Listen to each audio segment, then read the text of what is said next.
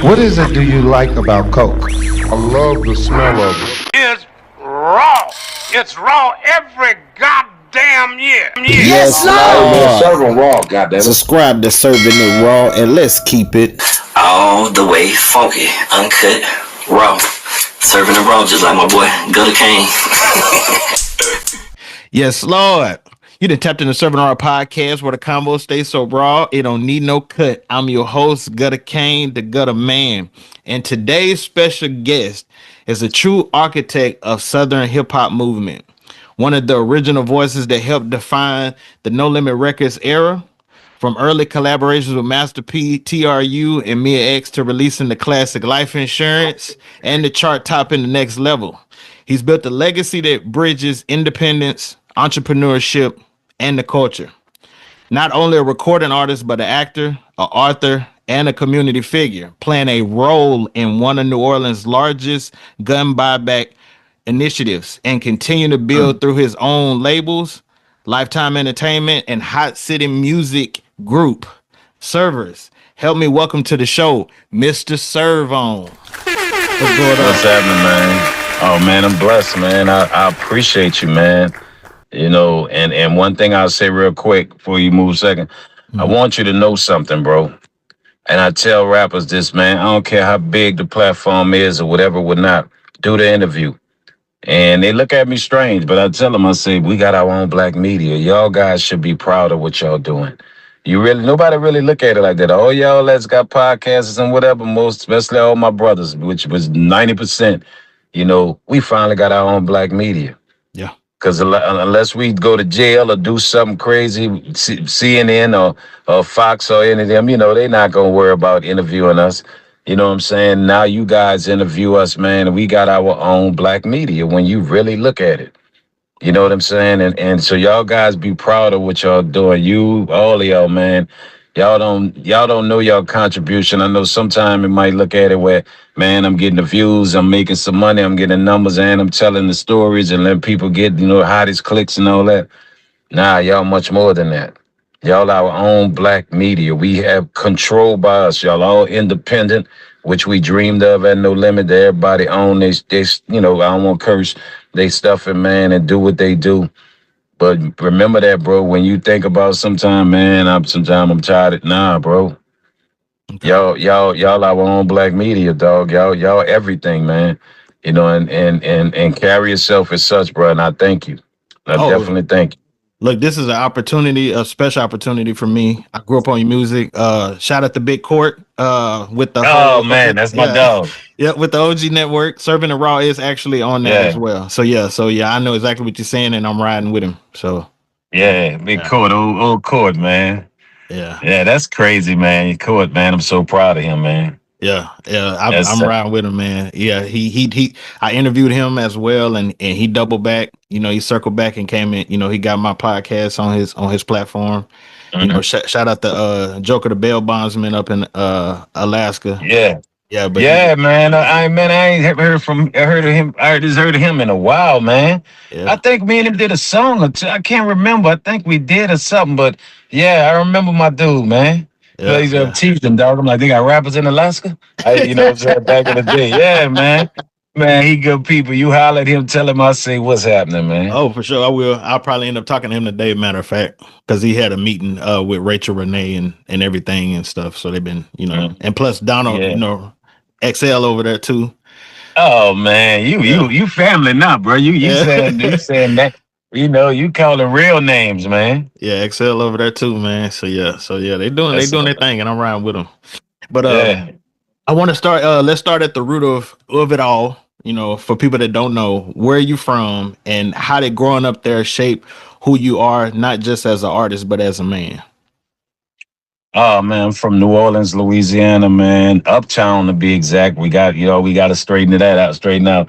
I'm from 6 and B, man, 6 and Barone, and some notable people you would know. UNLV. You know, if you know about really Cash Money, 6, you know, UNLV. That was the first. That was the artist that put Cash Money on, man. The first, and no disrespect to the rest of them, but they know who brought the checks in first. You know, so from that corner, and then the person that y'all would least expect. And I tell people, try him if you think he's soft. Tyler Perry. Well, he called himself Tyler Perry. You know, he grew up as Junior Emmett Perry. You know what I'm saying? He grew up on that same corner on Oh, 6 and B. okay. That's why I tell people, go ahead on, try him. Y'all try to talk about him a day in the dress, and I promise you he gonna put you to sleep. You know what I'm saying? He grew up on the rough corner. You know what I'm saying? We all grew up on that corner, 6 and Barone, and he was on that corner. He wasn't on the corner doing some of the shit we was doing, but he was on that corner, and you had to be a man on that corner. You know Already. what I'm saying? So yeah, that's where I'm from, uptown 6 and Barone, man. Yeah, shout out to the UPT, you know what I'm saying? But yeah, Yeah. yeah, okay. Now, you go way back. I know you got high school ties with Master P. And so, Mhm. being one of the first artists in the No Limit movement, before the Yeah. world caught on, what did you see in that vision early? Well, first, of course, it was the belief in KLC. And, he believed in me. I believed in him. But what I saw first, I grew up, brother Kevin, God rest his soul. I used to follow P and Kevin to every basketball court, and follow them around playing basketball and whatever. And P always looked out, man, like I was just that little bitty brother, and then me and C, Free Corey Miller, no, we was best of friends. And Okay. a lot of people don't know my middle name is Corey. His name is Corey. So he used to always be Corey and Corey, you know what I'm saying? So, and back then I believed in everything he was back then because he was one of the best basketball players in the city. And I just wanted to be just like him, you know what I'm saying? With basketball. So when he came, with the music situation, it was like, yeah, man, I got a label, I could do this and do that. But what he showed me, and a lot of artists today kind of believe in that, but what he did was he was like, come check me out, and flew us out to California. When we got there, everything he said was true. He said he flew us out there to do songs. And when you do illegal stuff, that's illegal money. Mhm. And to get back then, 92, 93, somebody pay you $2,500 per song, $5,000, and it's right by Christmas time. And everything he said what he was gonna do, he did it. And for me, my mother, God rest her soul, she knew I went up there and I came back with legal money. You get what I'm saying? Yeah. So she was like, that's what you want to do. She said, go do it. She said, at least he didn't lie to you. You know what I'm saying? And he showed me his realness. And then I saw his hustle, bro. Yeah, I Because was we gonna end say, up coming up there. We went up there for 3 days and ended up staying there a year and a half. damn. You know what I'm saying? And for me, I wasn't just up there rapping. He had me. I was, and I tell people proudly, I was the driver. I was driving him around, but I was seeing how he worked, dog. I'm talking about get up in the morning. I pick him up at 6:37 in the morning, and we roll into like 1 o'clock in the morning, where then we go to studio. And when we done with that, we go get something to eat, and then drop him off. And he be drop him off. He sit on the bed, and I might drop him off at about 4 o'clock, and he'll tell me one of the first arguments he got on me about I was late. Cause I was like, man, we got in at 5 something from studio and in breakfast or whatever. And I said, man, let that dude sleep. And I got there at 7:45 and I was supposed to be there at 7. And he was like, man, that 45 minutes not just cost me money, that made somebody else get that spot. Don't ever be late. You know what I'm saying? And so that I watch him hustle, dog. I watch him do stuff, bro, that when we sit around and talk and we say what's real gangster, pulling the gun out, robbing, shooting, killing, and all that craziness. I watched this man sit in front of biggest music chains. A black man with goals in his mouth from the hood and manipulate them mentally to order our CDs. I'm talking about millions where we shipping out 500,000, a million, 2 million. And the big wigs at Walmart, Target, at the time, Kmart, Best Buy, all of them. And I watched this man stand at meetings, bro. And I would be nervous. You got all these people in here, and he handled his business. And before we walk out there, you shipping out 2 million on your album. And his deal was so different, bro. His deal was like, if we shipping out 2 million and they buying it at $10 and they selling it to y'all for 17, So you got to mint that's 2 million times 10. You know what I'm saying? That's $20 million. And then he would get 50% of his money up front. They hadn't even sold. See, people didn't understand the method of his madness. So when y'all see us dropping albums after albums, they was paying him half of whatever we was selling of that 10. So when Ghetto D came out, imagine this check if he shipped out 4 million times $10. That's 40 million, and they giving him 20 million off top up front. Damn. You get what I'm saying? Okay. So because it was bro, it was extraordinary when I look back at it and say, man, this a dude from the hood, from the project, goes in his mouth. Everything that they try to talk about, thug and all this craziness. Yeah. He was in board meetings, bro. You get what I'm saying to you? Like real board meetings. And man, I watched him, dog, but I watched him work. He didn't have other people working. We go into the stores and put the CDs in the stores, and he doing it consignment. And back then you had on demand, you know what I'm saying, payment on demand. So you UPS drop your CDs off, then they get the money and they send it back to you. You know what I'm saying? And this is what he was doing all day, then going to the studio, setting up our albums. It was like, bro, you didn't get a breather. You know what I'm saying? And then once he started figuring out, okay, he know where to go, he know where to serve, you need to go over here. We're gonna pick up these CDs, you go drop them off, get them shipped out, blah, blah, blah, blah, blah, blah, blah, blah. Go check on this. Dog, he forced us to be businessmen. So that's what it was like. That was my first impression of him, that everything he said, and in the game today, guys, I see how it go. I won't say names, but I see it all on the internet.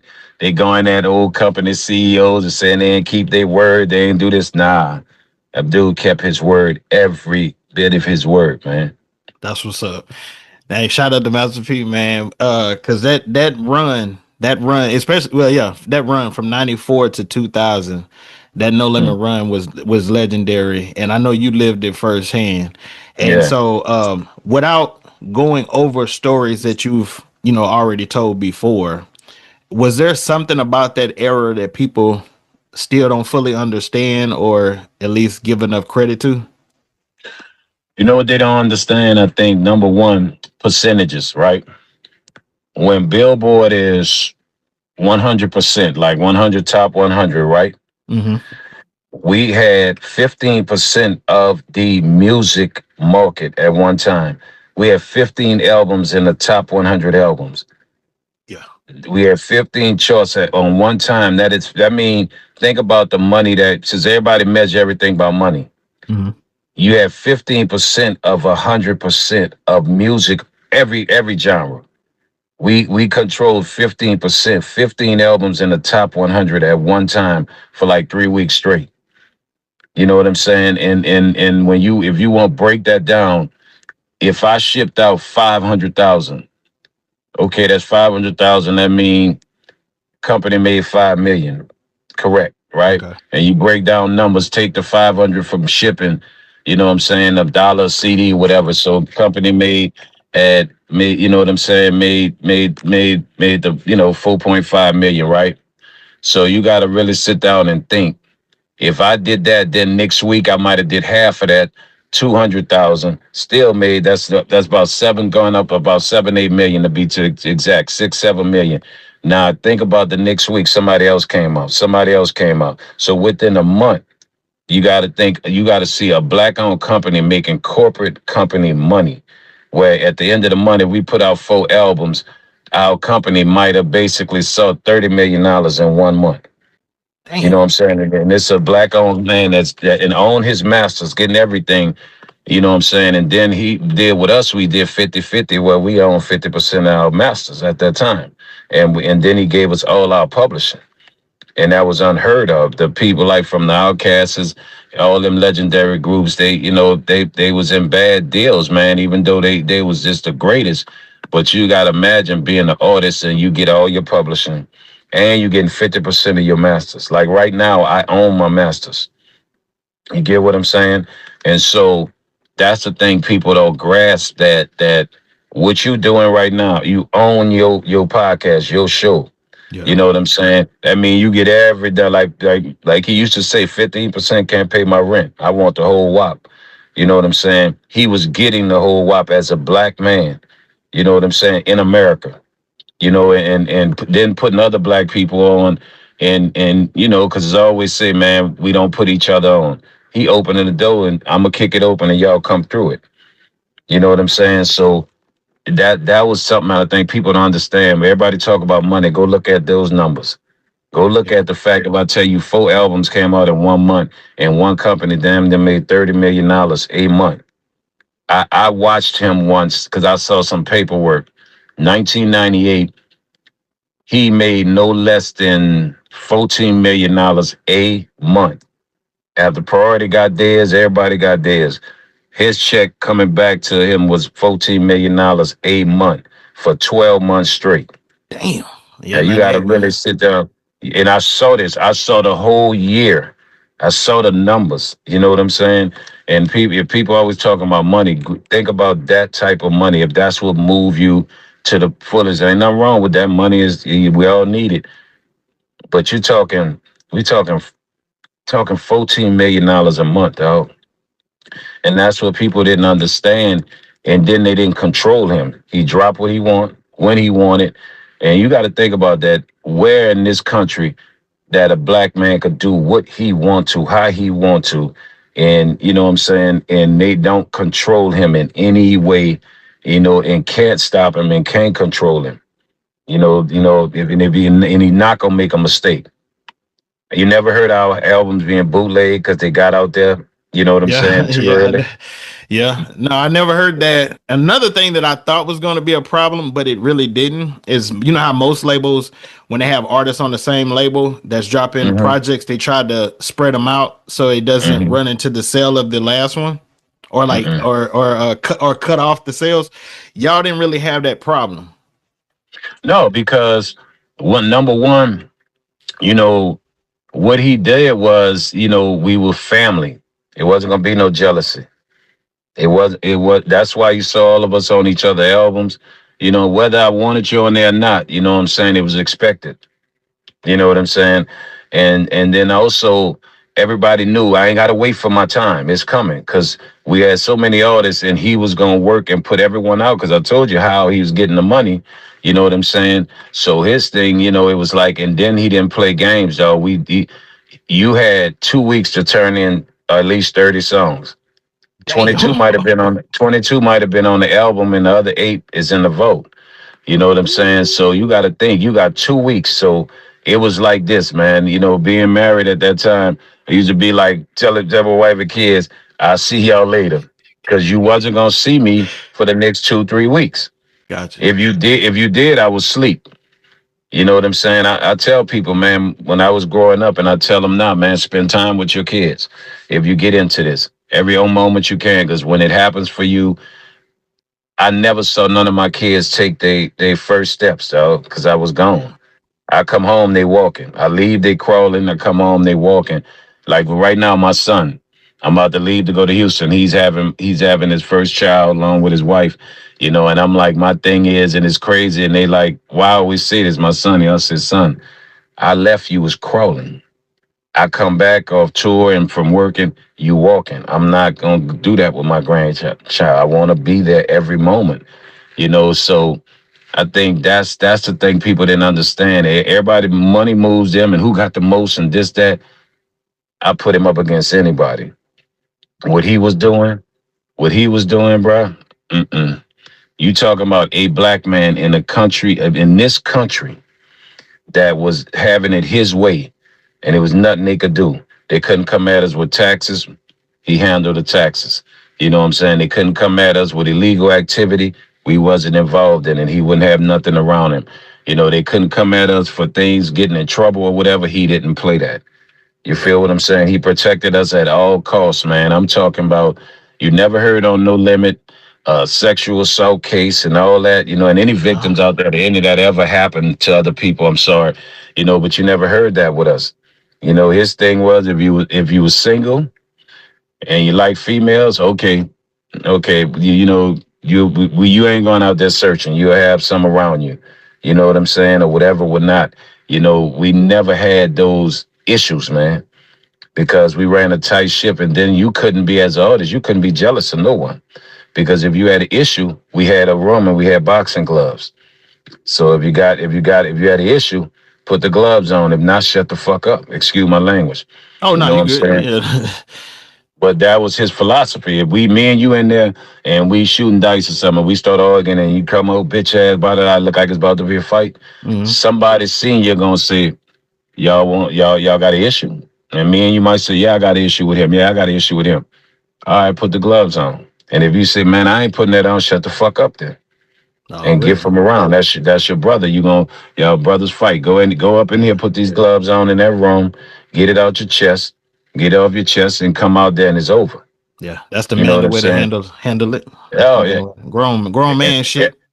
yeah, and every day we went play basketball. It was for exercise and it was for camaraderie. Whether you could play or not, you had to go. You know, even Mia had to go. She didn't play. She came and chilled, but it was family. We had rules. If I was gone and I was going to get something to eat, I had to call the studio to see who all was in there, and I had to buy everybody something in there. I couldn't come in there with just my own food. You know what I'm saying? We had rules of family, and if you was out of town, and I didn't go to your house, but I check on it to make sure your wife or kids they need anything or whatever would not to make sure they're okay. You know what I'm saying? It was family. It was family respect. You know what I'm saying? And I think that's some of the things they don't have today. That's why you see so many artists they mad at this and mad at that, what they label and this, that, and that, Yeah. because it was really only business for them. It was family for us and business, on the other end. Okay. Well, hey, talking about family, I want to discuss your life insurance album. I want to start. Yeah, I need to talk about the cover first because, like I told you earlier, that Mhm. before we started recording, that I had it on my Yeah. on my wall. To me, I still think it's one of the best covers to me. But explain the name and were you really in the casket? Okay, first of all, number one, when he came and told me, I thank E40, the Okay. great E40. I Shout out to thank the E40. great yeah, because he heard one of the songs and he turned and P asked P, who is that? Which one is that? And P said, that's him, Serv-On. And he was like, hey, Playboy, you better put him out. And about 3 days later, P said, come on, man, we got to go. And he was like, put your black t-shirt, put your black shit on. And it was so funny because I always used to get in trouble, man. I used to take the van and everything, bro, and go ride through Oakland and all that shit. And I just do get in trouble, man. Especially when C would come up there, we just do stuff. And so we riding and we pull up and I see a hearse. I said, man, what's going on? He said, come on. I said, nah, I ain't, nah, I'm gonna sit in the car.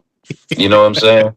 I'm like, nah. And I'm sitting back thinking, I'm gonna get home. I don't know what I done did. Me bringing me by just this house, these houses, and a damn hearse sitting there. I'm like, I got your back, whatever it is, but you ain't tell me we going, whatever. But I know I just got in trouble. I'm not getting out this car, right? And he was like, nah, man, you about to shoot your commercial. He said, look at the damn hearse. And it had gold Dayton's on it. He said, you about to shoot your commercial for the album. He said, I thought about it. I want to name your album Life Insurance. And so he was like, what you think of that? And he said, think about it. And I sat down, man. He said, you always talk about paperwork and what stuff mean, because I'm a very philosophical guy. I look deeper into things. And so when we came up with life insurance, my thing with life insurance is everything in your life is about paper. Now think about this. When I say everything is about paper, right? Life insurance, that means Mr. Serv-On get your life insurance policy, right? When Mhm. you born, when you born, what defines you? Your birth certificate. Certificate. Yep. That's paper. Your social security card. That's paper, right? Yep. When you die, Your death death certificate. certificate. Paper. While you're living, if you vote, you're voting, your voter registration, right? Your bills you pay, all paper, right? Now you get it in your email, but paper, it's still send a paper to get actually choice, you know. So and money, the number one thing, what is it? And Paper. people say it's paper. So everything about your life is paper. Your whole life is insured of your birth certificate, your social security number, your driver's license is paper before you fill it. You know what I'm saying? Yeah, Yeah, before you get the that's it. physical copy. Exactly. Yeah. And so we, you know what I'm saying? We all live for paper. We live by being insured by something that is of paper. Life insurance. Your whole life is insured by paper. You know what I'm saying? And so that's what life insurance, that's what the life mindset of it. And, we did our first commercial. That's, when getting out and I opened the door and then my album cover come out. And I just thought that was that's the genius of him, dog. He don't sit and think 10 days about something. He sit there and he be sitting there, he could be listening to a song and he come up, we're gonna name it life insurance. And then when it was time to shoot the photo stuff, right? I did one photo and I put it up that showed that was supposed to be the cover because at that time I was still playing ball, I'm in shape, so I want to take my shirt off, all that other stuff. That was the first life insurance cover. Okay. And he was like, nah.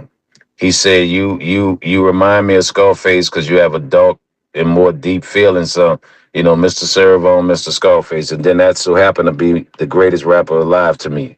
Scarface. In my top five. I'm a big fan, man. Yeah, he definitely my top 5. But so he was like, name the album Life Insurance. And he said, so he brings me, said, man, look, you gotta take this picture. I'm like, okay, I thought we took. He said, nah, I need that cover I need him to feel this. And I had to lay in that damn coffin. I mean, I didn't want to do it. I didn't want to do it. I didn't want to do it. I didn't want to do it. And he was like, we're gonna keep make it real. And then he added in there the lady crying, in the briefcase and stuff like that. yeah. Yeah, you know what I'm saying? So but the real actual pictures, it was a real coffin. And I was like, man, am I cursing myself laying in this thing, man? And it just happened to be a coffin, a cover that a lot of people, you know what I'm saying? But for the end of my career, which that certificate is gonna be my last, album. You know what I'm saying? I ain't getting in no coffin. Ain't gotta worry about that. What? My Hey, mother saw that, God rest her soul. that's She what I'm about to cried. say. That's what I'm about to say. How did your family feel about that, man? They didn't like it. They didn't like. My mother was such a church going lady of God. She did not like that. She did not like that. It scared her for a long time. You know what I'm saying? And I was like, I don't know what I was thinking about, but we wanted to make the cover as real as possible. But I wasn't feeling it. When it was done, that last picture, I hopped up. I got, man, look, I open this up. Let me out here, man. I get Damn. from around this, man. But yeah, that's how that came about. Damn. That's a legendary cover right there. I ain't gonna lie. And Yeah. your name. Mm-hmm. Did you come up with Mr. Serv-On? No, actually, two things of that. MC8. You remember in the song you said, "Gotta get my serve on, but niggas don't hear me though." Yeah. He was one of my favorite artists. And my first song I ever did, KLC took that part in there, "Gotta get my serve on, but niggas you don't hear me though," and we looped it. And P, we look up one day, they got a video right after he got my cassette tape. I'm telling my age. And the lead single on that was called "Get My Serve On." And he had a video where you can say he was like hoping to get our serve on, but y'all don't hear us though. So we called him like, bro, that's our hook. You know what I'm saying? He was like, don't trip, I'm gonna bring y'all up here. You know what I'm saying? Just bring in. So the thing about it was a guy called Big Mo, God bless his soul, he no longer here. And I'm not proud to say this, and I want people that's gonna see that it's not nothing to be proud of, but this way it come from. Mm-hmm. My guy used to tell me, because I went to the university, the university, the hood university, where you lock down, you can't go nowhere. I call it the hood university. Uh-huh. So, I dealt with that, and maybe find out later in the interview what how I ended up serving time. But it wasn't no major sits. I'm not gonna be like other guys. Oh, I did, no. But I remember old man told me, he said, if you're gonna go to jail, he said, make sure you go to the feds. He said, go learn corporate crime. It's different. Yeah. And so I'm like, what do you, so what happened was, man, I started working at a bank, and I was the guy that approved your credit card at night if you're trying to get the extension. And I was dating at the time a chick from that worked at the driver's license place. So I started putting two and two together. I learned the system. And the system was basically, say you now doing this music, say you was doing this podcast back then, and you like, man, I want to get my podcast started. I'll be like, well, what you need for it? And you might say, man, I ain't quitting about $4,000. I said, give me 1,000 and I'll get it to you in 2 days. So what I would do is do what I do. And I always felt like I was getting back at people that oppressed us. And I had the info or everything. You know what they said, scammers in Atlanta and all that? Mm-hmm. Come on, man. I was 25 years ahead of them. And so I was that guy that in about 2 days, 3 days back then, and it wasn't no overnight stuff. You come up and you have all your equipment. Just give me my $1,000. And so, and I start getting to the point where everybody, when they start wearing that the jerseys, football jerseys, authentics and basketball and all that, I was the one had everything. You know what I'm saying? You want to fly somewhere? Done. Whatever you wanted, you know what I'm saying? Even cars, used cars, whatever you wanted, I got it for you. And so I remember I did the song and Big Mo was like, man, you serve everybody. And then the song got to get my Serv-On. And because my rap name was C Rock at that time. And so they want each KLM changed it to Serv-On. And so then P put the Mister in front of it. So what it was is, and Big Mo said, man, he said, bro, you'll serve somebody a pair of socks in the wintertime with a hole in it. You know what I'm saying? If they need it, and so that started with that song. And then what I was doing, you know what I'm saying? It was like, okay, Mr. Serv-On at the time. And then when I got with P, it was like he put the Mr. in front of it because of Scarface. Mr. Scarface, Mr. Serv-On. So, but the acronym means surviving every racial vendetta enslaved on niggas.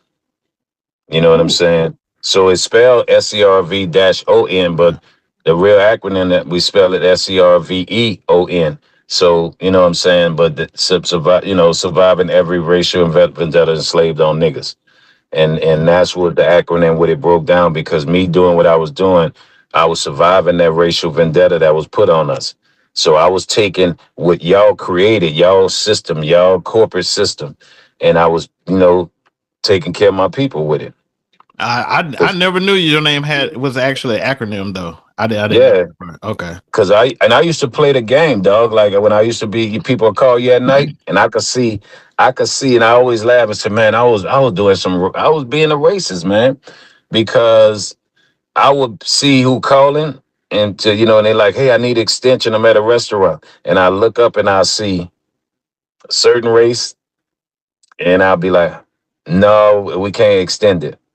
But say you call, and I look and see it, yeah, we extended $200.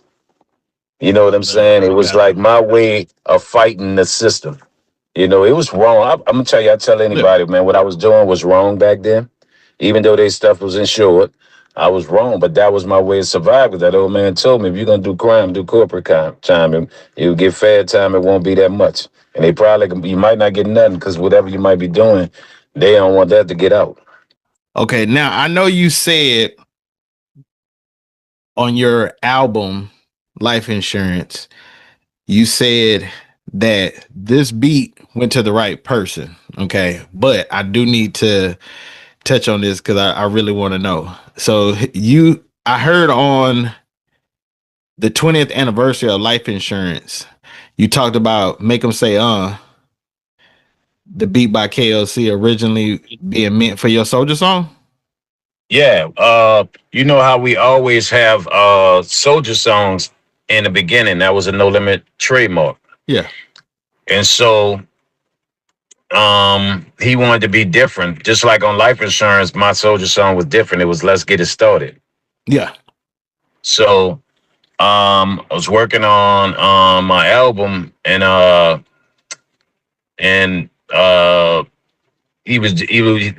was gonna be my soldier song.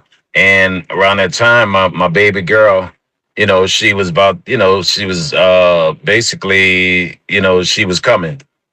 You know what I'm saying? And so I went home to check on it, right? And when he came back, P heard the beat, and P was like, man, Serv album finished. Cause I do a lot of songs. He was like, Serv album finished. I got that, don't trip on it. And so then it was like a little situation with a local rapper that was kind of mad with P about some business or whatever. And I had the cassette and we was listening to it one day. And so P heard it and was like, okay, heard a certain song. And so P was already mad because they kind of tried to, one day they was like, man, he owes us a few dollars from whatchamacallit. And they legendary, man, down there. They good peoples, man. We all good. And I ended up seeing them in a club and they came up to me like, man, P owes some money. He ain't give us all the money. And so P, and P not like that. He the type, man, I'm gonna pay you so no nigga will ever say I owe you anything. Oh, really? So when I called him, P was like, what I owe him? You know what I'm saying? And it was like $1,500 or something like that, right? P was like, you got money on you? I said, yeah. He said, give it to him. Right. And so gave it to him and he was like, I was like, what you want, what's up? How you want me to handle it? He's like, nah, leave it alone, let it go. And so we let it go, we left it alone. But P is petty. P was petty before the word petty. So if you listen to it, and they had used that song, na na na na, right? And they song. So if you listen to it, P said, make them say, na na na na. And then if you listen to him when he started off, he said, I'm the colonel of the gold and platinum tank. Y'all have the big things. I'm after big bank. You feel what up? Yeah. So that was like letting him know, like, y'all tripping over them few dollars that I might have forgot to give you, which he understood, like, man, if I owe it to him, no problem. Yeah. And so, but he like, y'all have the big things. We have the big bank. You know what I'm saying? Like real money, and to him.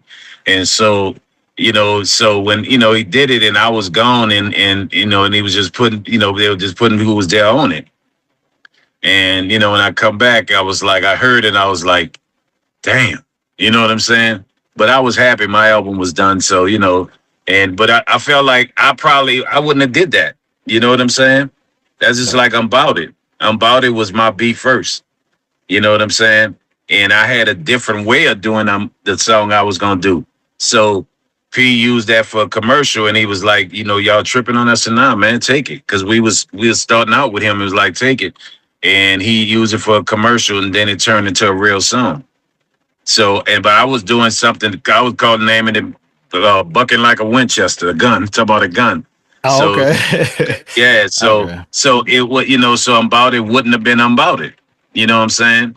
And that was KL's new sound that he had created on I'm About It. And so P turned to a commercial that turned into a big song. So that's why I tell people sometimes everything ain't meant for you. That might have been 2 beats. I'm not saying I wouldn't have did something nice on it, banging on it, but that's 2 beats that it was meant for the right person. God wanted him to have it. Gotcha. That's like fuck them other niggas. That was Silk beat. That was Silk beat first. You know what I'm saying? And so, damn. And C was mad about Dead Roast. Trying to say stuff towards Snoop and us, and C was like, nah, let me. Silk was like, nah, pass on it. And and C was like, and we had order. So C was next up, and if C would have said, nah, he ain't want it, then I would have got it. You know what I'm saying? We had order the way we had it, and C was mad. You know what I'm saying? C went in there and did the hook, and the rest is history. So see, if Silk might have did it, it still would have been banging, but it wouldn't have been that. Gotcha. Is there any other legendary beats that were something else that you kind of passed on, or no? That was the 2. That was the 2. Okay. And I always laugh like, excuse me. I always laugh, like, but they wouldn't have been the same. Because I'm About It, I was doing a song called Bucket Like a Winchester, and what KL did was, and I'm going to show you, if you listen to my song, Throw Your City Up, right? Yes. you think about how I name those cities. So the thing about it is, man, if you listen to About It, I still got to contribute by naming some of the cities for About It. Okay. So throw your city up was KL being say, man, I got something for you since doing About It. And so he gave me that. You know what I'm saying? And if you listen to my song Before I Die, that was like that same tempo of About It. You know what I'm Okay. saying? Yeah. So what I did on Before I Die, that's what I would have really did on About It beat. About it. Gotcha. Okay. Yeah. So like I said, that wouldn't have probably, you get what I'm saying? So it was meant for P, and that was meant for P also on Make 'Em Say and it was Gotcha. meant for C to do fuck the other nigga. Niggas. Yeah. So I gotta ask you this, and not just as a fan, but for the culture. What's Mr. Serv-On's top 5 artists that shaped you? I know Scarface is our Skullface, no corrupt, no order. no order. Scarface and Pac is just such a tie for me. Okay. And LL, because that's who I want. That's who I really wanted to be. He shaped who I am. My name is, Edward Corey Smith. His name is James Todd Smith. I used to work out, want to be like L. I used to wear the one pants leg up. Yeah. Girlfriend, a girlfriend even broke up with me, man, and told me I'd never be no rapper because I perform on bad at her brother party, just doing it, right?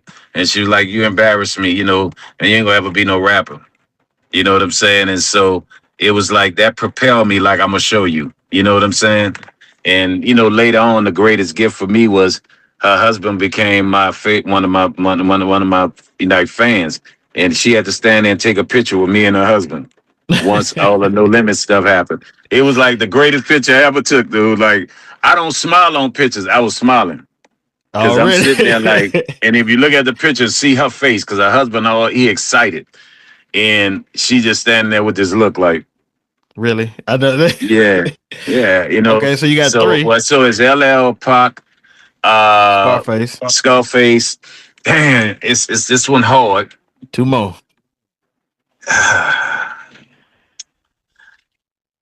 Jay-Z. Okay. And that's later in life. He moved up quick, man. I a big fan of his. 1 more. Man, this is hard because it's hard when people do that 5, man. And it's rappers. We talking about rappers, man. It's a young dude, man, that I think have passed, and some people gonna get mad at me, man. Who? I love Rod Wave, man. Okay. Rod Wave give me that, and people say maybe he shouldn't be in my top 5 of all times because I'm a, OG in this. But he's creeped in, where because I like people that I like music that I can feel. You know what I'm saying? And for his first, I remember the song Tombstone. It was so real to me. He was like, my daddy told me about the feds, and I'm, I feel scared. That's some honesty. You know what I'm saying? Like, hey, I ain't trying to go there.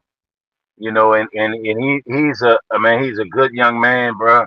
He do his thing, because he's like family to me.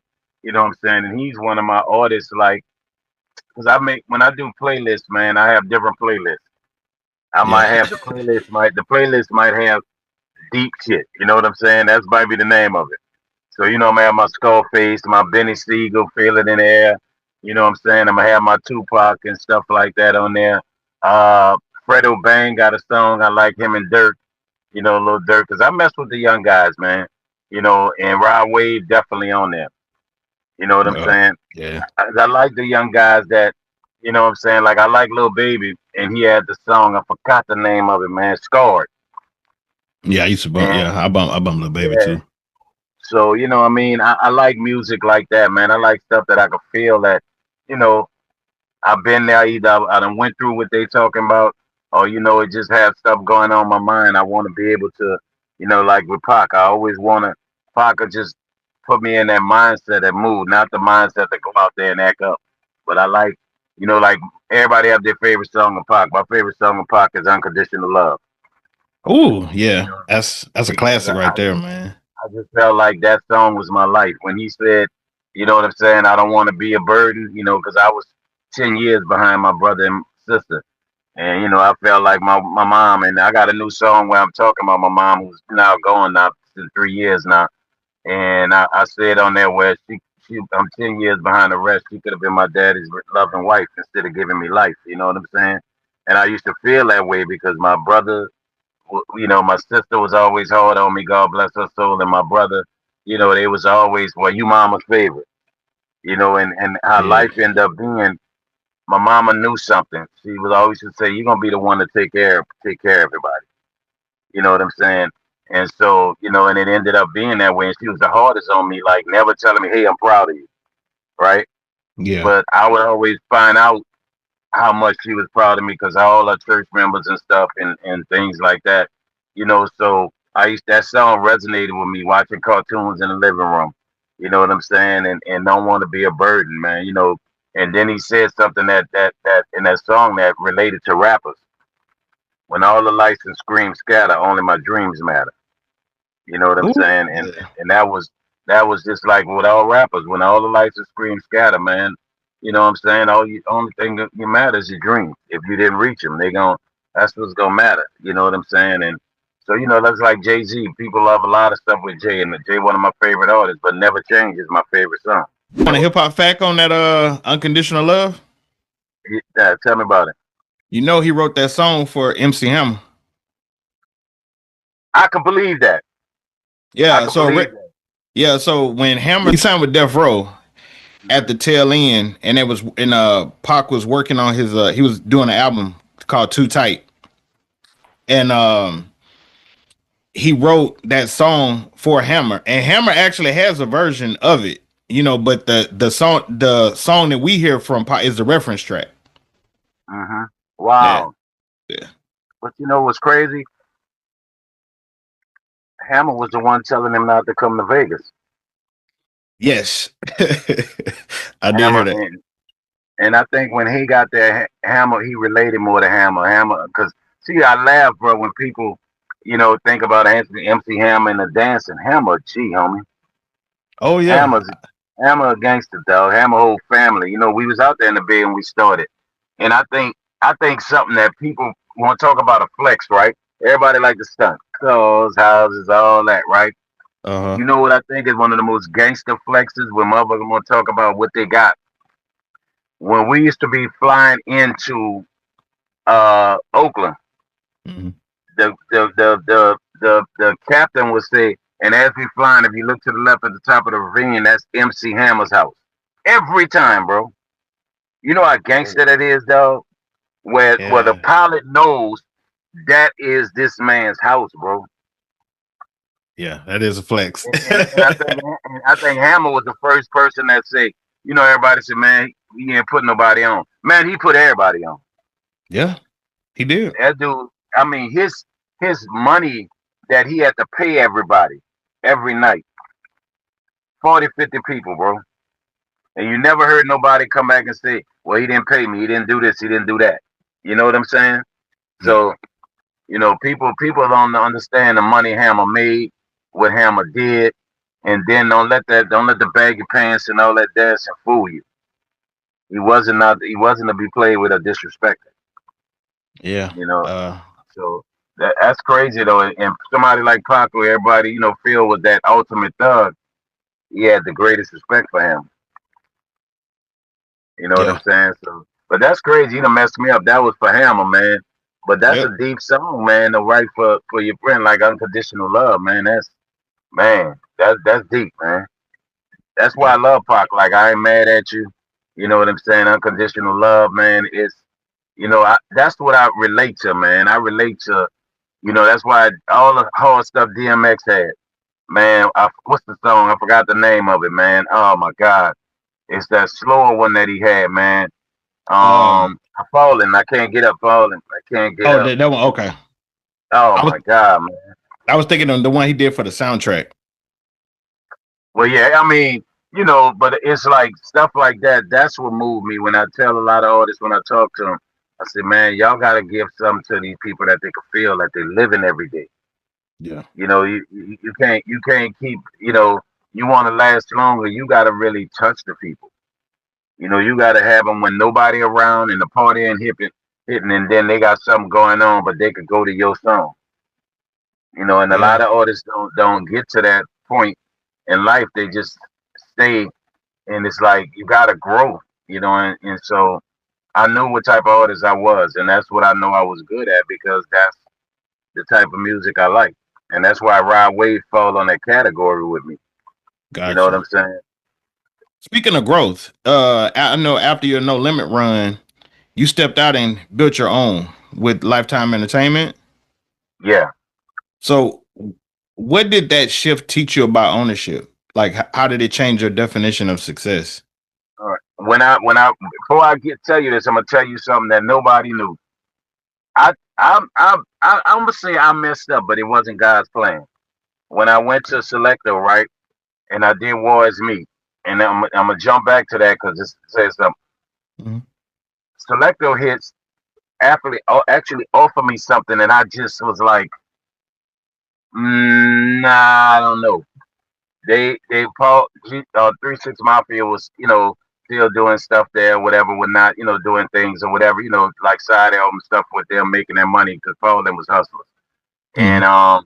I remember it's crazy. They offered to partner with me and make me a partner to head their rap division. Now you gotta imagine what I passed up on. Not just 3 6 side projects and whatever, a Yeah. young Yo Gotti and all of them and all of Yeah. Memphis. And that Yeah. mean I would have been over that the whole rap division, you know what I'm saying, and partner with them. Not just be president of it, but it would have been I'd been a partner in it, you know, percentage. And I didn't take it. You know what I'm saying? I just didn't take it. Now when I got the Selecto hits, man, this is the crazy part. I understood what P went through, but I didn't really stand it until I Okay. became my own. You know what I'm saying? And dealing with people, dealing with business, dealing with promotions, promoting marketing, you know, dealing with the stores and stuff like that. And then I also got had two artists, and I tried to mimic what P did, and it was a greatest learning lesson for me because I put them on and was putting their single out before me. A young lady and a young man that like, you know, formed a rap group, and they you know, they were nice, and the female, I think this young lady had the potential to be a little Kim, or the potential to be a Fox, you know, she had it, but she was also lyrical, like, you know what I'm saying, and she had it. And then the young man, which was her kid's father, they were together, you know what I'm saying, he was a hell of a producer. You know what I'm saying? And he was nice with music and whatever, whatnot. You know what I'm saying? And so I I tried to do it the way P did it, and man, got him straight, got him to get ready, get an apartment, bought him equipment, got him straight, got the song done and everything, put him out, and you know, people feel like, okay, I'm with Serv and this, that, and that, and other people start getting at him that never dealt with him. And I look up one day, they was gone, left the city, moved clean to Baltimore, took the equipment and everything. Damn. You know what I'm saying? And I mean, I got a car and everything to get around for their family and whatever, whatnot, man. And you know, I learned the parts of the game and dealing with the ups and downs of it, and I had me have more respect for people. You know what I'm saying? And then, then also learning that, yeah, I was who I was and what I did on No Limit. You know what I'm saying? But, you know, you start seeing the other sides of the game, the ass kissing part of the game. You know what I'm saying? And the kind of the little games that people play or whatever were not. So it was a hard learning lesson, but I'm great. I'm glad I was, I'm blessed that I learned it. You know what I'm saying? And then I learned the business of the aspect of why P did a lot of stuff he did. You know, and so it was a hell of a learning lesson, bro. But it made me better as a businessman today. Okay. Got it. Got it. Damn. Why'd you turn down the Selecto hits? The partnership. I think I let my ego get in the way because I went on this thing when I left No Limit, and I decided to jump back into music, and I got my deal with Selecto. I thought my ego was like, nah, you know what? It's about me. I want my respect. I want my just due. You know what I'm saying? Yeah, people know who I was, but I had music in me that, and I had stuff in me that I felt like right now, you know, I'm not trying to deal with all that. You know what I'm saying? No disrespect. I want to dominate everybody that they got. I want to dominate everybody on every other label. You know what I'm saying? And it was ego, not business, like Pete taught me. Well, I should have looked at it like if you're in that situation and you get that, not only you gonna be making money, you know what I'm saying, and you're gonna be in a different on a different level, which was gonna make you increase your level of notoriety and then everything else and respect. You know what I'm saying? I didn't see that.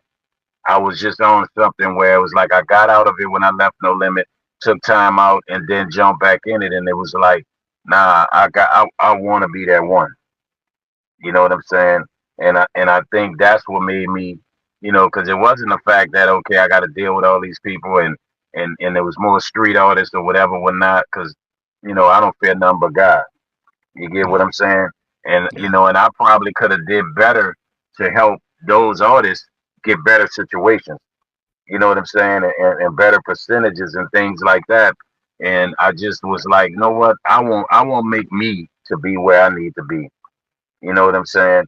Before I'm getting so consumed with all of this.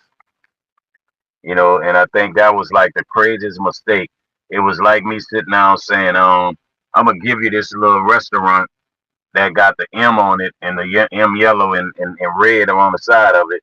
And I mean, it might not be much, you know what I'm saying, but you know about it. It was like somebody giving me a McDonald's that went before McDonald's was big, and I'm like, nah, I want Wendy's. Wendy's out here bigger. You know what I'm saying? I want, I'm Wendy's right now. I want to be instead of saying I could get these McDonald's and then build them everywhere. I didn't, you know what I'm saying?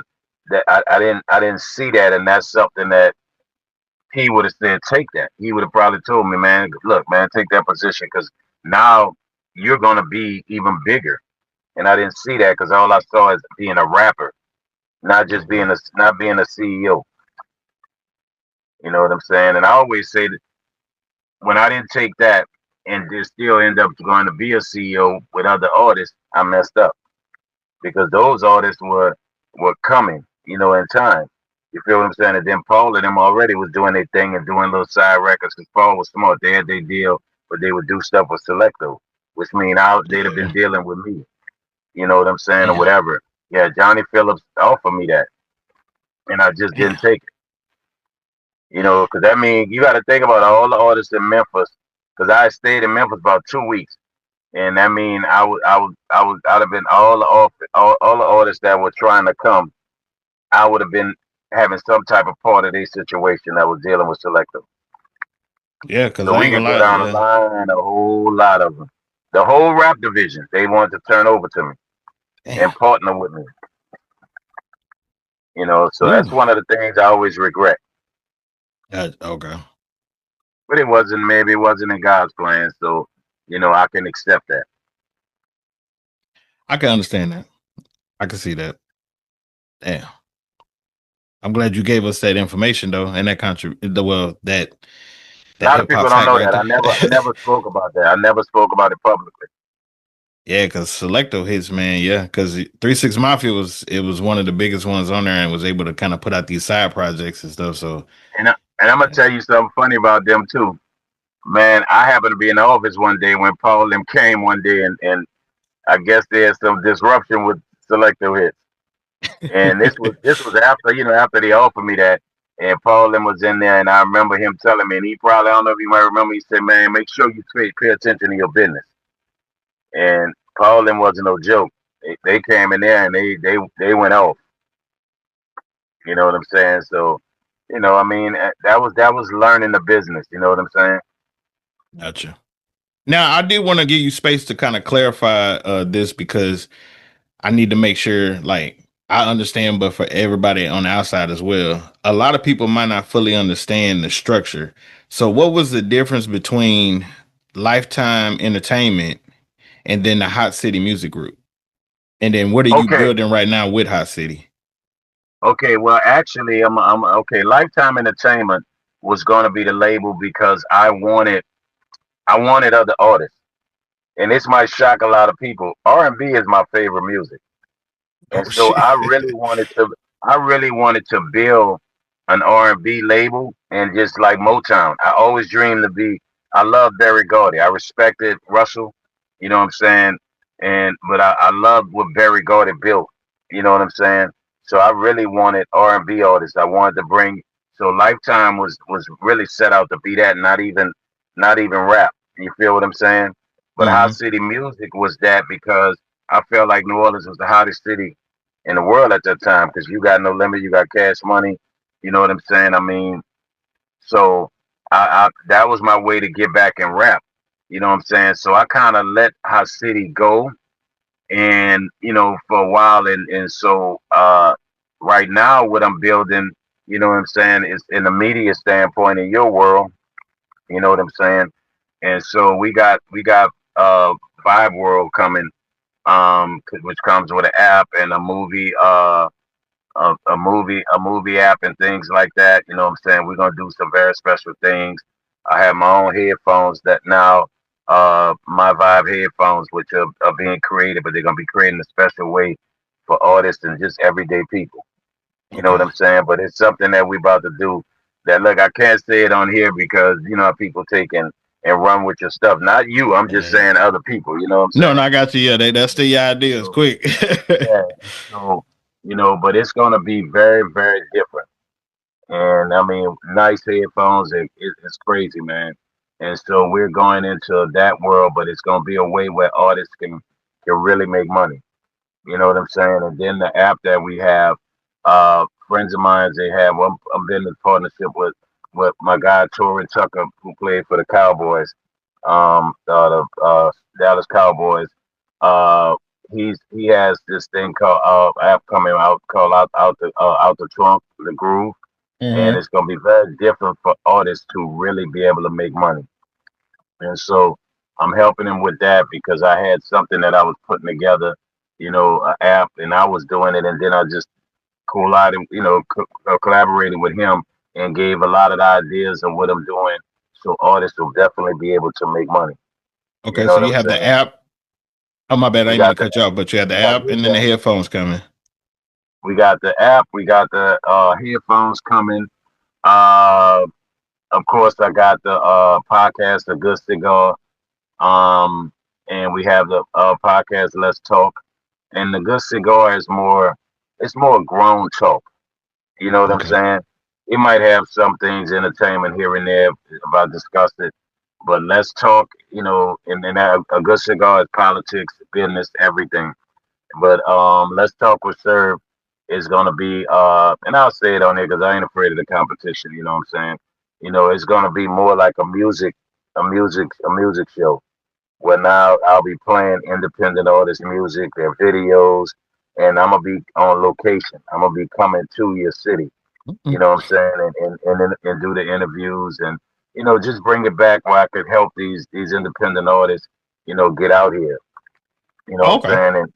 saying, and we we got a concept of how we're gonna do things. So I'm building that right now, and also I'm big on financial literacy with our community. And so I'm partnering with some people to now, you know, let's go get everybody together because I'm an ambassador for HBCU Heroes, and we go to HBCUs and we talk to the students about business startups and teaching them financial literacy, even though they're learning in college, but we come in more grassroots. That's like you saying kids that want to be in media in the school, and you go in there and now you giving them the ins and outs how to have a podcast and what to do Gotcha. and how to do it and how to make money from it, how to survive from it, how to brand it and market it. Because I feel like you can have people teaching classes, but if you got people coming in there from the grassroots of that have made it, that's gonna teach them better. Yes, Because my yes, most my definitely. thing is to bring financial literacy to the black community, and what I mean by that is, I feel like I believe in our young people, and I feel like sometimes parents, they just stuck in their ways, and hey, we gonna make it somehow. But these kids, they learning, and I think if they learn, and my thing is to make business and intelligence and education cool. Like, you know what I'm saying? Like most people sit down and say, I want to show these kids, like these young people, like you want to see a real flex, you want to see a real stunt. You might have guys that got 40, 50,000, 100,000, 200,000 cash and all that. But what's their net worth? I Yeah. said, see, it's a difference. I said, they got money you can show. I'm going to teach you how to make silent money that you can't see, where you're going to have assets. You know what I'm saying? And teach them this is a bigger flex. A bigger flex is not only you own this beautiful house, you own several other properties. You know what I'm saying? Yeah, you own this, you own this nice car. Some people you have this nice car, whatever, whatnot. But let me show you how to get a fleet of cars that make money for you and have several businesses. You know what I'm saying? And not go out here and take penitentiary chances no more. Let me teach you the biggest cheat code that wasn't taught to us as black people. I read a book called Everything what white men tell their sons, and that book changed a lot for me because it made sense. Black men tell their sons, don't bring no baby in this house, don't get nobody pregnant, don't go to jail, don't do drugs, don't steal. Yeah. You understand? Get a job, right? White men teach their son about the greatest cheat code ever made. Them 9 digits. You know what them 9 digits are? What's that? Your social security number. They teach them about credit, your social security number. They, like they make jokes. We can walk around with 20,000 in our pocket, right? Hmm. But they can pull out American Express that's unlimited. You get what I'm saying? They can go in the Yeah. bank and say, you know what? I want to buy this club. I want to buy this club, and they can go in that. They can go in that. They can go in that bank and get 200,000. You know what I'm saying? And Yeah. then They and they then teach go them to another wealth. bank. Yeah, and then Yeah. go to another bank and get another 200,000, and then get 100,000 in credit cards, right? And take and constantly pay for the next 6 months, pay it on time, use it a little bit here and there, pay it on time, and then their credit gonna go up, and they could go right back to that bank and go get another 200,000, and before you know it, they got $600,000, and now they just built three $600,000 houses that they're gonna sell for 600,000, and they how they got it because of they credit. You know what I'm saying? They might go do PG right now with their business and their LLC, but then afterward they ain't got to do that because then they got an income coming in. They got an income coming in on their business where now they're getting 400,000, 500,000 to do whatever they want. You know what I'm saying? And then they lease cars. They don't buy them. They don't go stun and go pay 300,000 for a car that once you drive off the lot is worth 200, and then within a Yeah. year it's worth 100. You feel what I'm saying? So basically, they'll say, okay, I got a new 2026 Bentley. They're gonna lease it and write it off and use it for business. And then next year, they're gonna trade it in and get the 2027 and do the same thing over and over. Yeah. I You just started understand? looking into leasing now that you talk about it. Yeah. Yeah. Or they go get a fleet. They go get 4 cars, 5 cars, and might get 2 of them might be Mercedes vans and you know what I'm saying, and then one might be the Maybach and all this other stuff, and them 2 vans or them 3 vans, and they get 4 cars. That Maybach they gonna ride for right that them three Mercedes vans they're gonna do business, and that's gonna pay for everything else. You know what I'm saying? And then when those are paid out, because now they got this driving off, they could go get a loan. You know what I'm saying? Get a business loan and pay for that stuff out, and then now they got that paid for, and they could turn back around and say, you know what? I want to go get a fleet. I want to go get 10 of them now, and then I want to do 2 row with cars. I want to do this. I want to do Amazon Flex with my packages and different things like that. That all comes from financial literacy. That all Gotcha. comes from understanding the cheat code. That 9 digits, your Social Security. When you Security go get number. the other 9 digits, that LLC number, which is 9 digits, and then and you know what I mean. And I want, because that's the way out of poverty for us. Learning financial literacy. It's not a package of drugs no more. It's not a hopeful hustle and making a few dollars just to get by. You got some people that have been working 20 years and they got direct deposit in their bank account, right? That is a money trail to show that you constantly put money in that bank. Now, if you got your credit together, they're gonna look at that money that you done put in there, and now you can go get the loan you want to start your business that you've been working for. Say you've been working for McDonald's all your damn life, Mm-hmm. right? That means you know how to run McDonald's, right? So if you got your business together and your money together and whatever, you know how to run McDonald's because you've been a manager. You could go in there now and go get your own loan, your own business loan, and open your own hamburger spot because you understand it. Or go get your own McDonald's. It's $200,000-$300,000 to get your own McDonald's, get your own franchise. You feel what I'm saying? And within a year, you can build yourself up to get to that type of money. And I want us to understand that, the cheat code. What white men teach their sons, they teach them about credit. And people say, well, they got a hand up. Not all white people come from money. That's You know true. what I'm saying? But some of them understand credit. Yeah. I learned a lot of people with Katrina when Katrina happened. You know what I'm saying? A lot of people had money in the bank in New Orleans, but all the banks was closed. You get what I'm saying? Yeah. But the ones that had their credit cards and had what they needed, Well, they you've was been, able to.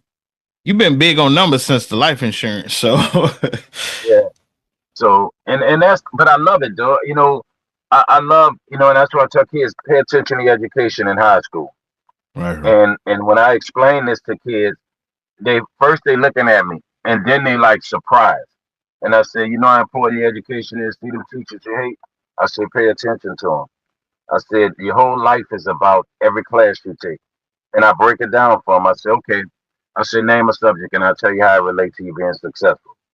And somebody will say biology. They'll be funny. I always say biology. And if it's a boy, I say, these youngsters now, I say, you like Lotto? And they like, yeah, she pretty, she fine. That's biology, anatomy. That's the body. I said, she got, her songs are nice, but you also see what? She look good. I said, in my day, females went crazy over 50 Cent. He took care of his body. That's anatomy. That's biology. His body was his market also. Mm-hmm. And they ask me about, and when they say reading in English, I say, okay, you want to be a rapper? Okay, what's the word recoupable mean? And they look at me and they tell me what it means. I say, see, if you didn't know, if you didn't pay attention and understand your definitions and your reading and your vocabulary, you wouldn't know the most important word in music and your contract is recoupable. Group. Because they give Yep. you 100,000 and you see you made 200,000, 300,000. You're like, oh man, I got 300,000 coming. No, you don't. Number one, you Okay. got that 100,000 got to be taken out first. I see, and then that two that three that 300,000, what the 200,000 they give you after you give them their 100,000 back off the three that they spent or whatever, would not. I said, that 200,000, now you're in a whole another bracket. So guess what? You in a 33% back bracket. So that 200,000 ain't 200,000. That 200,000 is 140,000. Yep. You know what I'm saying? So it's all about numbers. If somebody tell you I'm giving you 15%. So you need to know what that 15. They're getting 85. You need to know what that 15% is, and you learn that from numbers. So that's math. You know what I'm saying? And if somebody say geography, I say, okay, if I like Rod Wave and I can look and see he's selling more to women, females at this age or whatever, whatnot, and then this part of the world, they loving him in this part of the world, they loving that. Why wouldn't I go put my music there where he's at if we got similar styles? That's geography. You get what I'm saying? So I try to Yeah. teach kids like how important your education is, Gotcha. and how far it go. So yeah, so that's where my mind at also. Besides making my mark, my thing is I want us to. I'm tired of black people having excuses. You can't blame it on the white man no more. because we all could get an education. You could go to school. You got these phones. You can research. You can learn. You know, Yeah. when I wanted to learn financial literacy and different things that I wanted to learn about businesses and corporations, LLCs, every night before I go to sleep, and I still do it. I watch at least 3 videos on what's new in the credit, what's new in the LLCs and businesses, what's the newest business, what's the newest franchise. I learn and how to acquire that. So you got a phone now. You have no excuse for not learning anything. You know, and the white man can't stop you. You got to get away from that whole. The only way the white man can stop you, because some of them, the racist ones on the justice system, don't go do a fucking crime, and you won't Yeah. be at their mercy. You feel what I'm saying? And then money makes it all the difference. See, that same white man that can say, I don't like the niggas, but they'll do business with you and make money with you. They might not invite you to the country club, but they'll go make $10 million with you. You know what I'm saying? So, you know, my thing is, I don't want black people no more to have excuses of why not to make it and why I gotta go sell drugs. No, you don't. No, you don't. You right now, you got a car and you can run around to go drop off a package and take that penitentiary chance. You can go ahead on and get Amazon Flex, UPS, you name them. You know what I'm saying? And now you make it $3,000-4,000 a week. Not taking a Yeah. penitentiary chance. Chance. You're right. Yeah, Yeah. This you is- get what I'm saying? I don't want my people to have excuses no more why they're doing bad. And I had to go to jail because I had to sell drugs. No, you ain't got to. You don't have to. You don't have to. Sit down. Just like you can learn this damn technology right now, you can learn how to start your business. Like right now, you can go to AI and make your own app, make your own, business app, your own website and everything. They do it all for you. If you're really a hustler, get your own business and make that money. We have no more excuses, and that's what I want to show our people. But I'm saying all that to say I want the young people, because the young people can come home and teach the parents. You know, yeah. if they learn it and they doing it, they could come and say, Ma, I know you don't want to buy a house, because I've heard that with black people. You know what I'm saying? Well, I don't want to buy a house because you got to be responsible for fixing everything in it. True, but that's why you got insurance. You know Yeah, what I'm but see, saying? what people don't understand is when you build or fix up on your house, it appreciate value as what a car does not. Yeah, exactly. And I have an old saying. You're right. You're so right. I gotta let them. I gotta say that to them too. When I've got some kids, Yeah. I gotta talk to them soon, and some parents. I'm definitely taking that and bringing that knowledge to them too. I good saying. But I tell people this. I say, why are you paying for somebody else's dream? And they say, what you mean?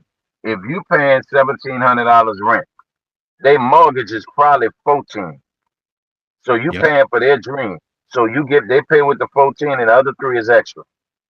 So why would you not go? Why would you not go? Sometimes their mortgage might be 1,200 with that, including the taxes and the insurance. Hmm. So why won't you get yourself together and get that same house and pay that 1,200 and now you own it? And then as you build equity in it, you can borrow money off that to go get another property to pay for that property. You feel what I'm That's saying? it. Yeah. We got to stop hating white people. Yeah, don't forget what has been happening in the past. Don't ever forget that, right? Yeah. But be aware. But study them. Watch them. Watch how they do. Talk with them. You get what I'm saying? Because they have their flex. Our flex be money and excuse my language, females and all that crazy stuff and being the baddest. You sit around with talking with them. I live across the street from a bar up downtown New Orleans, a big time bar, and I used to sit in there and be quiet. They knew who I was, but I was sitting there and I would listen to them talk and be in a conversation and purposely ask something and they'll talk. And I remember a friend of mine, he told me, this white guy, he said, man, he drove this nice BMW, all this stuff, right? And this what got me on a financial journey, financial literacy journey, even more so, because I was one of them young dudes, I'm paying cash for everything. I hate myself to this day for buying a Benz for $110,000 cash. That's Dumbest it. thing ever. When I could have bought four, five, different properties and got my Home Depot card and everything and fixed each one of them up and flipped them and doing everything. Things that I wasted money on that I definitely wouldn't do today. But I was talking to him and he was telling me, he was like, He said, man, he said, why y'all always have a bunch of money in y'all pocket? He turned around and he opened his wallet and he said, and he pulled out 5 cards. He said, you see that car that I have right there, that apartment? All that I write that off. I pay that with my credit cards, and when I take one card to pay that card back. He said, I don't, my cash is to pay my credit cards back. He said, and pay them and keep them going and keep my credit going up and put it on my business, and I get my loans to go do all my other business. He was telling me, he was like, man, maybe making fun of my jeans or whatever, whatnot. And he was like, yeah, I got on a little simple polo and I got on some, you know, regular jeans and you know what I'm saying, and the tennis he had on or whatever, whatnot. And I said, yeah, I heard him. And he said, but think about this. He said, what's their net worth? They got on all of that $2,000 worth of clothes. You know what I'm saying? He said, what's their net worth? And that's when he started teaching me about net worth. He said, so my value of borrowing and they're gonna get it, my net worth is over $10 million. So I'll be able to borrow 10% of $10 million if I need it. You say always try to build your net worth to know what your worthiness of borrowing or investment within you. You say people will look at your net worth to see, what you're worth, or you worth that investment. You know what I'm saying? So that's why I said, a lot of times, you know, instead of just having the hate towards white people and or look at Jewish and Asian people. They Yeah. circulate their money at least 10, 20 times Yeah. within their community. Community, yeah, within themselves. So and they'll get together and put their money together. You Oh know what I'm yeah. saying? And go get it. Except we see the difference is with us, man. We don't do collaboration we do competition over collaboration. Me and you Yeah. gonna always be in competition instead of collaborating and pooling our money together and do something special and something big to build generational wealth. So that's what I've been on a lot lately, man. Willie Lynch. There it is. Yep, There it Willie is. Lynch. The Willie Willie Lynch Lynch syndrome. syndrome. Yep. Yep. Well, I do want to also talk about your community works because you stepped into some real community works as well, Hmm. being part of one of the largest gun buyback programs in New Orleans. So, Yeah. Yeah. what pushed you to be involved in something like that, and what did that moment mean, to you beyond music? It meant a lot, man, because my guy Randy Livingston, who was once the number one player in America basketball, at LSU and went on to the NBA. He came to me and people wanted to do this gun buyback, and so we got involved with that, and which went well. Nobody, because they couldn't arrest nobody, turning in guns, couldn't check on nobody, and just get guns off the street. Yeah. And then so I did the free studio program because so many, the mindset that a lot of us made mistakes and put it in there that we was hustlers. So the mindset for drug, young people was like, I'm gonna sell drugs because that go with it. Like that's the rapper kid. I used to sell Yeah. drugs and Yeah. everything. So, my thing was I felt like I saw in our young men, I saw more. But I Okay. figured out now how can, if you look at an animal, if they wanna catch a tiger in India, I've seen it done where they do these traps and they trap them and they fall down in this pit, right? They can't go nowhere. And they can feed them for a little while till they calm down and then they make them a pet or whatever, right? Now I'm not saying the same thing because you gotta watch what you say on when people hear it. Mm. So what I thought about is I said everybody wanna rap. And yeah, some of them that might be their destiny. But I also said it's something else inside of these young men. And so my thing was, if I get them off the street, everybody want to rap and it's free, and you know how people gonna think. Now this is where the mental thinking. I've always said I'm a thinker. You know what I'm saying? I always believe mentally I can put you in a box and you can't get out till I let you out. You know what I'm saying? And so my thing was, I'll get them in there, and the hours that they will be in there, they won't be on the streets. You know what I'm saying? So that's and if I could get you in there, and they respect who I was and they feel like this is my chance. Yeah, I wanted to put their music out, which I was doing, But the thing about it was, I wanted to get to know them because I knew it was Okay. something else inside of them more than being a gangster and rapping, right? And Yeah. so what I would do is I would sit down, say you one of them. I would sit down and we gonna do work, but then while we doing work, we gonna talk.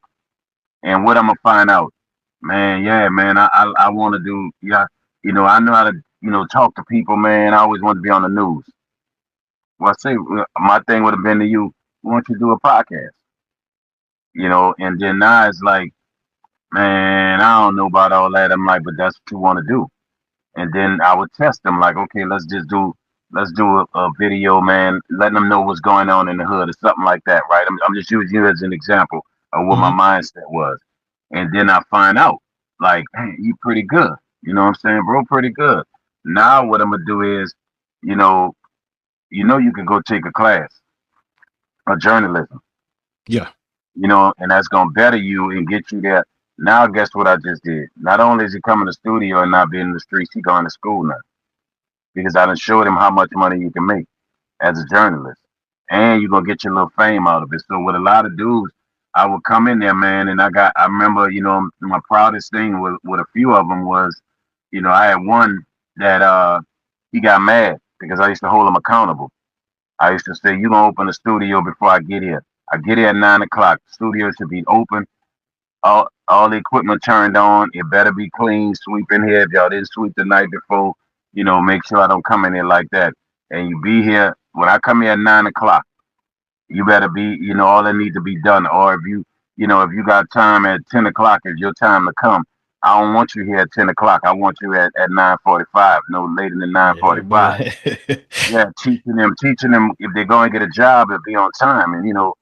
And so I remember one day, one of them, man, who was so talented, and I had to, I had to just stand my ground on it because you talking about young dudes that I had a box. I had a metal box. I was the only one with my gun out. They had to put their gun in a box right near me. It was no guns. I wouldn't allow you to have your guns on you, nothing, because nobody could come in anyway. Because I made sure when they made it, I had a big iron door that I could lock. So ain't nobody coming in there on you. And we had cameras around everything and stuff like that. You couldn't get in there unless we Yeah. let you in. Because I wanted them to feel safe, and Yeah. feel like they could let their guard down and enjoy, be life, you young. And so he was mad because I told him, you late. Man, it's not 10 o'clock. My session started at 10. I said, you got here at 9:55. I said, so you late. I said, so you going to lose an hour of your studio time. Let's give him 3 hours. And he sat behind me. And I just see him. I thought he was writing lyrics or whatever, whatnot. And he was like, you know what? I ain't even worrying about it. I'll be here tomorrow if I could come back. And he just dropped this piece of paper on the desk. That kid took and drew me sitting at the board working with him with a hammer, hitting me with a hammer. Now most people would have got mad, right? And been Yeah. tripping like, oh man, I gotta watch myself. He talking about killing me. He drew it so perfect. When I saw him the next day, he was just looking at me, and I had, we had the boxing gloves. I had the gloves. He said, "So I guess you mad at me?" I said, "Nah." I said, "I just wanted to mess with you." I said, "You could draw like that, man." That kid opened his backpack and his drawings, bruh. You understand this, and he all, I mean, gangster. He do it street. Man, you could have never told me this young kid was that good at that. And I got him to go take a what you call it, when you do the blueprint for houses, I forgot what it's called. And I connected him with somebody, a construction guy.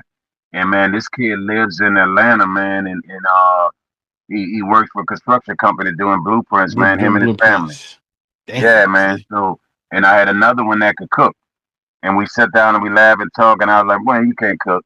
So he passed by my apartment one, because I had a studio in my apartment downtown, and I was like, "Well, go to the store, get something, man." Man, you'd have thought this kid was a chef in the kitchen. Oh And I'm like, man. dude, Okay. You got a you could Gordon go to Ramsay. go to school for that. Yeah, and I hooked him up in a restaurant down there, and that's what that kid do. You know what I'm saying? And do well for himself. And so, man, it was like my thing was to find out. And I had requirements. You got to go to school in high school, or you got to go Okay. get your GED, or you got to have your little job. Hustling is not a job to me. Selling drugs is not a job to me. You know, and I knew it worked, man, because I had all these kids in there. And the minute those people decided to get greedy and want to get grants off what I was doing, I walked away from it. And then they had other alternatives, man. I came there one night and they had a guy that used to be around there, and it was 1, 2 o'clock in the morning, and he got 10, 10, 11-year-old kids in there running around. They smoking weed and everything, shirt off and all that stuff. And I went off like that. Yeah. That ain't gonna happen. And so, I end up, moving on because of what they was doing. I knew he was getting grants off us and stuff like that. You know, and a week later, uh, two brothers that used to come in there that always was out there, they got killed on the same corner a block away. I just felt like that wouldn't happen if I still had that program. You know what I'm saying? And then I had rival wards coming in there that was getting into it, and it wasn't none of that. They sit down. I found out one of the things that had a bunch of shootings. After sitting down with them, it was over a bag of weed, man, and a They, couple of people that lost their life. That it escalated, to other stuff, and and yeah. I just felt like, man, and that was the reason why I did that and wanted to do that because I just know I believe in our young people. Like I don't Yeah. like the YN thing. I put some up, man, cancel that. If you Yeah, ain't gonna call yeah, them, I remember you said something about that. Or I yeah, remember seeing it, yeah. yeah, call them young kings, man. Well, they gotta act like kings. I say they don't know how to be something that they're not told about. You know what I'm saying? And so, I don't like that YN thing, bro. I hate that. I hate Yeah. that. You know what I'm saying? It's like I had to get myself together with always saying the word nigga. You know what I'm saying? And like if you ever around me and you don't know me, when I see you, I'm gonna say, "How you doing?" You open up, we going past each other. I'm gonna thank you, King. If you young, thank you, young King, or whatever. Or I'm like, "Hey, bro, guy, I'm not the nigga thing now, man." You know Yeah, what I'm saying? I'm trying to work on it I'm trying. myself. It's hard. I was Yeah. on the radio this morning and I slipped up. So you know, and but nah, man, I just feel like we gotta start, because as adults we gotta get better. I'm somebody, and right before you came, a little guy was, I say, getting it together. I'm at a grocery store. When I get off here, I got to go in the grocery store. And Mhm. he was like he putting the baskets up, and I was like, "You're doing your thing, huh, little man." He was like, "Yeah." I said, "Don't put your head down, man. I'm proud of you." And Yeah. he looked up and he saw a smile on his face. He said, "I'm trying." I said, "Nah, you trying. You winning. You're not just trying." I said, "You could be doing the wrong things, man." I said, "Keep, what you trying to do with yourself. I'm kind of go to college for this, that, and that. Okay, well, you can, you could go, you got grants you could get and whatever, whatnot. And we have to start telling these young dudes they're doing the right thing. If they Yeah. work at, I do this when I come through a drive-through. At McDonald's, you know what I'm saying? I'll be like, "Hey, bro, I'm proud of you, man." You want to be like, "What? What you mean?" I say, "Bro, you working. You're doing the right thing." And they whole attitude change. You can tell they don't hear it at home, and it's like, I tell young ladies that too. I'm proud of you, young lady. Do your thing. It doesn't hurt to put life into our kids. All we want to do is sit around and say, "Look at them YNs," or they ain't gonna be working, and they ain't gonna be this and that. Because what are you building? My thing also was, if I could change that little dude, right, that little guy, that could be the little guy that might rob and kill my wife, rob and kill my kid. You know what I'm saying? One day. So Yeah. why not breathe life into these kids? Let them know it's okay if you working at McDonald's, bro. It's okay. You know what I'm saying? You working, you trying. Now what's your plan? What you trying to do? And I always ask them that after I tell them that. What you trying to do, man? Oh man, and they so different now, man. I'm really proud of them. They be like, "Man, I want to start my own business." Okay, well, what's stopping you?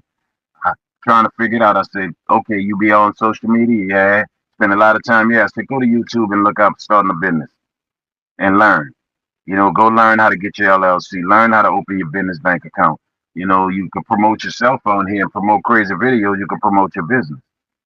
You know what I'm saying? And learn about getting your credit together and being able to do the things you need to do. You have to wait for everybody to do something for you. The knowledge is there, and you'd be surprised how happy they be and run across them again. And he like, man, I got my LLC and I got the name, I got my logo done. I used the app to do it. They got all the potential, but we have to sometimes give them. We got to give them some push, and then we have to get a knowledge. You know what I'm saying? If some of them see me sometime, well, man, how you got that? I got this. Are you living like that? What you do? I don't even tell them rap. I say I got businesses. If they too young to know who I am, I got businesses. This is what kind of business you got, man. I was thinking about this. Why don't you do it? And they'd be surprised to have somebody talk to them and explain to them. Okay, let me tell you what to do. I keep on my notes. I keep a thing how to start a business. I keep it so when I tell them, I say, let me text you something. This what you go do how to start your business. And you'd be surprised, man. These kids don't always want to just be thugs, man. They don't have nobody. They don't have nobody giving life to them, bro. You know what I'm saying? Well, see, they have the tools that they would need in order to be successful or to know, okay, I can start an LLC, I can start a business, I can do this. I just feel like they lack a lot of drive. I don't think they have the same drive that we had when we were Because kids. we don't have enough of us making it look cool. Like that's what I like about Rollo when he got out of Atlanta. Uh-huh. All he was showing. That's why I hate when he get on and he talk beef now when he got issues with people. Like no, bro. When you first came home, you know what you was showing everybody how you building houses to Yeah, he was sell building them. houses and stuff like And that. you was talking about your credit and business credit. Make it look cool, dog. Make being a businessman and having financial literacy and knowing, make it cool. Show that's the real flex. This how I got this. Yeah, I sold some records, but nah, that ain't how I got all this. You know what I'm saying? That ain't how I got this business and that business. I got it because I did with everybody else that I pimped the white people that I pimped the banking system. I hustled the banking system and went got the money I needed to start my business or to get this house to flip this house. And I try to employ and more tell a lot of black businessmen, bro, you need it. Stop waiting for a rapper and athlete to come in the hood. No, we need you black accountants. Show them how Yeah. you got this big house. Show them how you got this Bentley. Show them how you got this. Why you wearing Louis Vuitton and everything else? You ain't doing it on some gangster street hustle. No, bro, you accountant, a black accountant. You a black tax accountant. You know what I'm saying? You do real estate. Show them how make it look cool. Make that the flex. Because with us as a culture, if we make something cool, you get what I'm saying? Everybody gonna Yeah. do it. That's where we lacking at. We don't have enough people saying, "Hey, bro." Even that's why I love people like Shaq, and LeBron. Like LeBron put all his guys on, but he put them in business aspects to build and build and build, right? But I like Shaq and I like Magic Johnson because you know what they sit down and say? They'll tell you, I own 300 businesses. Shaq owned people trademark their names. Marilyn Monroe. You can't sell nothing without paying Shaq. Shaq owned Reebok. You know what I'm saying? That's a flex. We need to show them that this is cool. This gangster, bro. This guy, some of the biggest gangsters. People always talk about the music business. Jewish. I put up a video one day, and a Jewish guy broke everything down. He said, "You buy that $200 shirt. I own the company that print that shirt up." Woo. You know what I'm saying? You Yeah. you you rent that $10,000 a month penthouse. I own the building and the construction company that built it. And Yeah. that's what I tell a lot of young artists. My fault, I didn't mean to cut you off. I tell a Oh lot of no. young artists, I say, you got a choice, bro. I said, would you want to get paid $30,000 to perform in a club? I'm like, hell yeah, sir. I said, nah, I'd rather have 300,000 and own the club.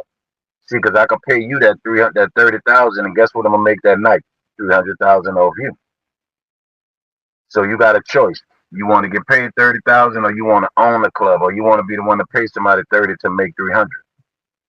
And see, I think, and to add to what you were saying, that's the thing. Like with Shaq was, you remember when Shaq had Shaq has the shoes that Yeah, they were selling in Walmart, yeah. People and laugh. people was laughing, and it was like, oh, you got Shaq shoes or whatever, and they wanted Jordans, but I'm like, Jordan is making money off of you, but Shaq Hmm. owns the company that makes those shoes. Jordan get a percentage. Yeah. Shaq own and make the shoes, and he own the whole company.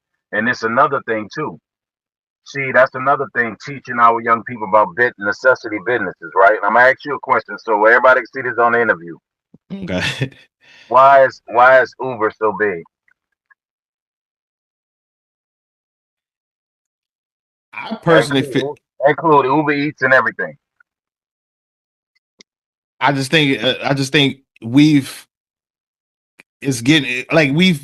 gotten to a lack of laziness to me.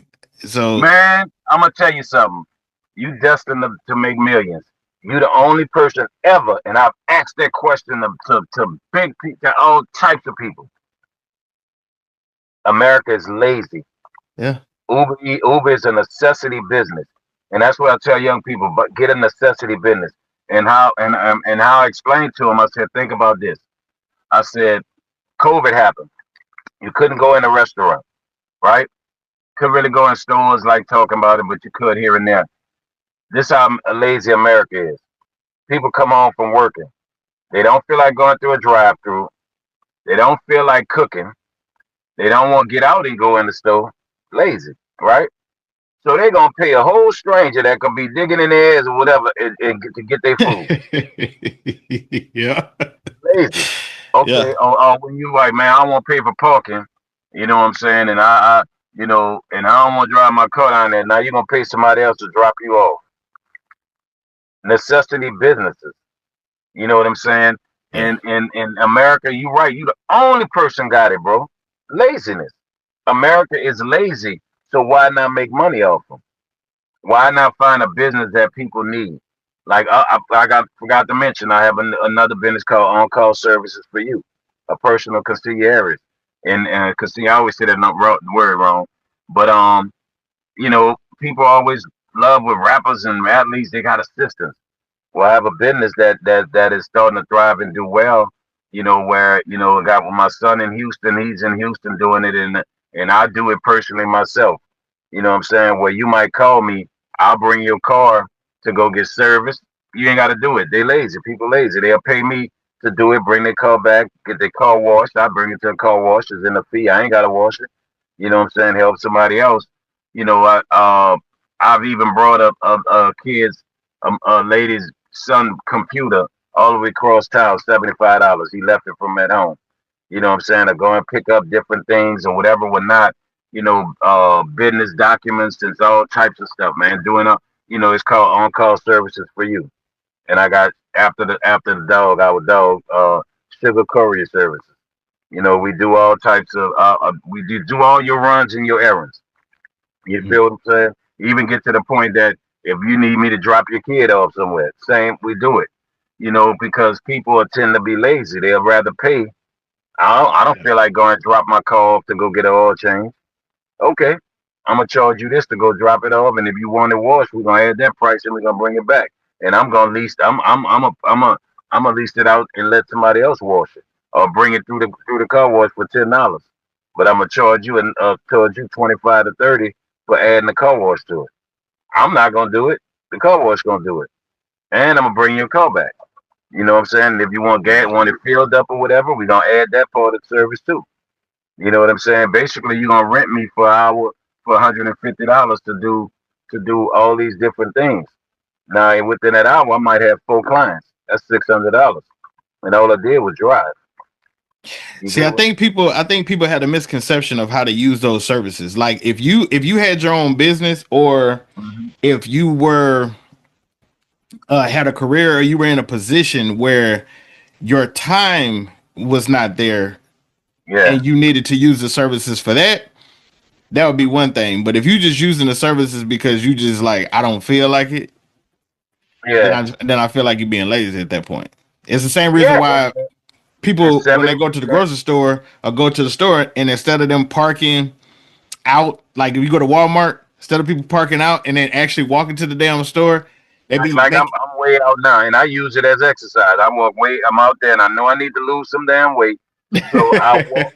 I can show you right now on the phone. Walmart way over here. You know yeah, what I'm see, saying? But people, or when they get in Walmart and they get on the little scooter, yeah. walk your ass around that store, man. You know what I'm saying? And even another thing too, where they don't want to go to the store and they pay for DoorDash and all that other stuff, Instacart. Oh yeah, See, those are necessity businesses. And that's why I say a lot of black people do not complain. Stop complaining that you can't get your money and pay your bills. If you got a code at work and you can get your ass to the club, you know what I'm saying? You can get your ass up and do some Instacart or some Amazon package drop and make that money, and you're your own business. You're a boss. yeah. You You're know, absolutely right. and so I think that's what we don't see. We have the drive as black people, bro. We have when it suits us. You know what I'm saying? Like we won't go vote, but we can stand in line for some new Jordans. But then we complain about who we vote for. Priorities fucked up, but Yeah. and I know that's not for everybody, so I don't want anybody to hear this and see this. No. I'm not saying all black people. I'm saying yeah. we can be so much better in better situations. I'll give you something that people don't want to hear. All they got to do is look it up. And I'm not using this person as a good person when I say what that person said. Adolf Hitler. And because he was just a terrible man to me. Mm-hmm. You know, he was just terrible, man. That just what he was doing was just it's just bad. But he once said something. He said, talking about the West, America, he said, America has God's greatest crown jewel. The greatest crown jewel. He was talking about black people. He was saying America, make America strong, is they have God's greatest crown jewel. Black people. You know what I'm saying? And we don't really understand when people try to say, y'all the chosen race, and you might say, well, why it's so bad for us? Why you think and when people keep good things down? Why? Because they know one day those good things, those in the Bible, like I said, those, and I said it on the verse, those start up last and end up first. You feel what I'm saying? And that's what we have to understand. We are the culture of the world, bro. And I'm gonna give you an example. And this for all our people out there listening, black people. Do you know how we are the culture of the world? I'm gonna show you a point. Pac said Pac drank Hennessy. Hennessy became a $1 billion company. If we wear it, the world wear it. Versace didn't make his clothes for black men. He didn't like black people. But we made Versace fucking famous, right? Mm-hmm. We made his clothes, made him millions, right? If we drive it, the world drive it. If we buy it, the world buy it. If we wear it, if we say it. You feel what I'm saying? Puffy. And I know people don't like Puff right now. So I'm not now you gotta really think about this. When he, with the liquor he had, nobody knew about that bullshit. But What he has, Ciroc, right? Yeah. And once he started, I'll do it better than this, Lil Jon. Black people wasn't drinking tequila. Lil Jon started to Jose Cuervo. Look, everybody drank tequila, and it started from Lil Jon with the Jose Cuervo. You feel what I'm saying? You got to think about that. Like, what's the one, Belvedere? After the Belvedere is probably Chris. Jay-Z was smart enough to understand. Belvedere been around. Look at how long it's been around. And then when he realized how they was playing, the disrespect of black people, Jay stopped drinking Belvedere. And even Cristal, how they act for him, he got rid of Cristal. But we made it famous. If we wear it, the world wears it, bro. Some of them Balenciaga tennis shoes, they look ugly, man. Them things look like orthopedic shoes. but we make it better. Louis Vuitton. I remember being in the military and going to the Louis Vuitton and Gucci place and watching. I got luggage when I was in the military. I bought. At the time, I didn't have a girlfriend, so my cousin, I used to send her back Louis Vuitton luggage. She's like, "What is this?" She still got it to this day. And I'm talking about huge Louis bags, Jimmy Choo's shoes in Spain, all that shit, man, $15, $20. We buy it for 400, 500 over here. You That's know what I'm Jimmy saying? Choo. I got that We make cologne. it.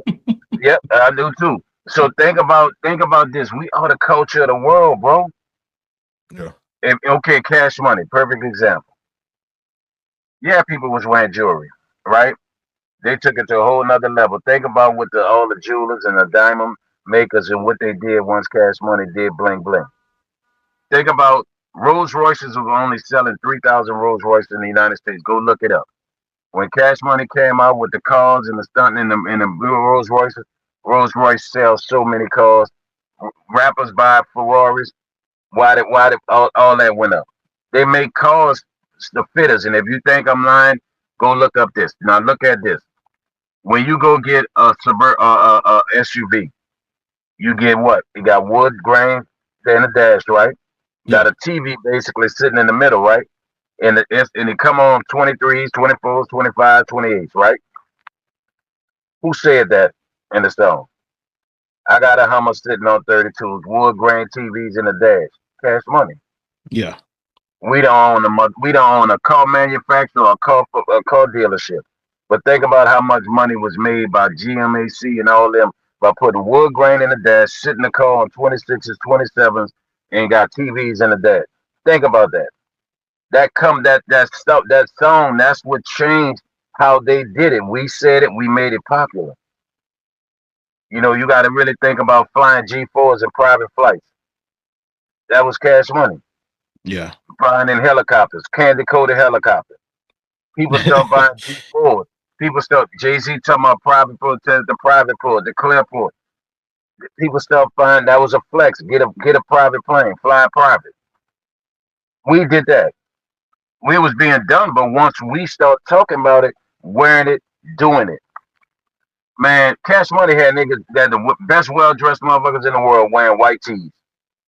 They I don't know how much money white know. tees was wearing, bro. Yeah, yeah. I mean, You get what I'm look, saying? Soldier Slim helped Reeboks with they Reebok, yeah, exactly. And we gonna get that Shaq real soon to make it right with his mama. You know what I'm yeah, saying?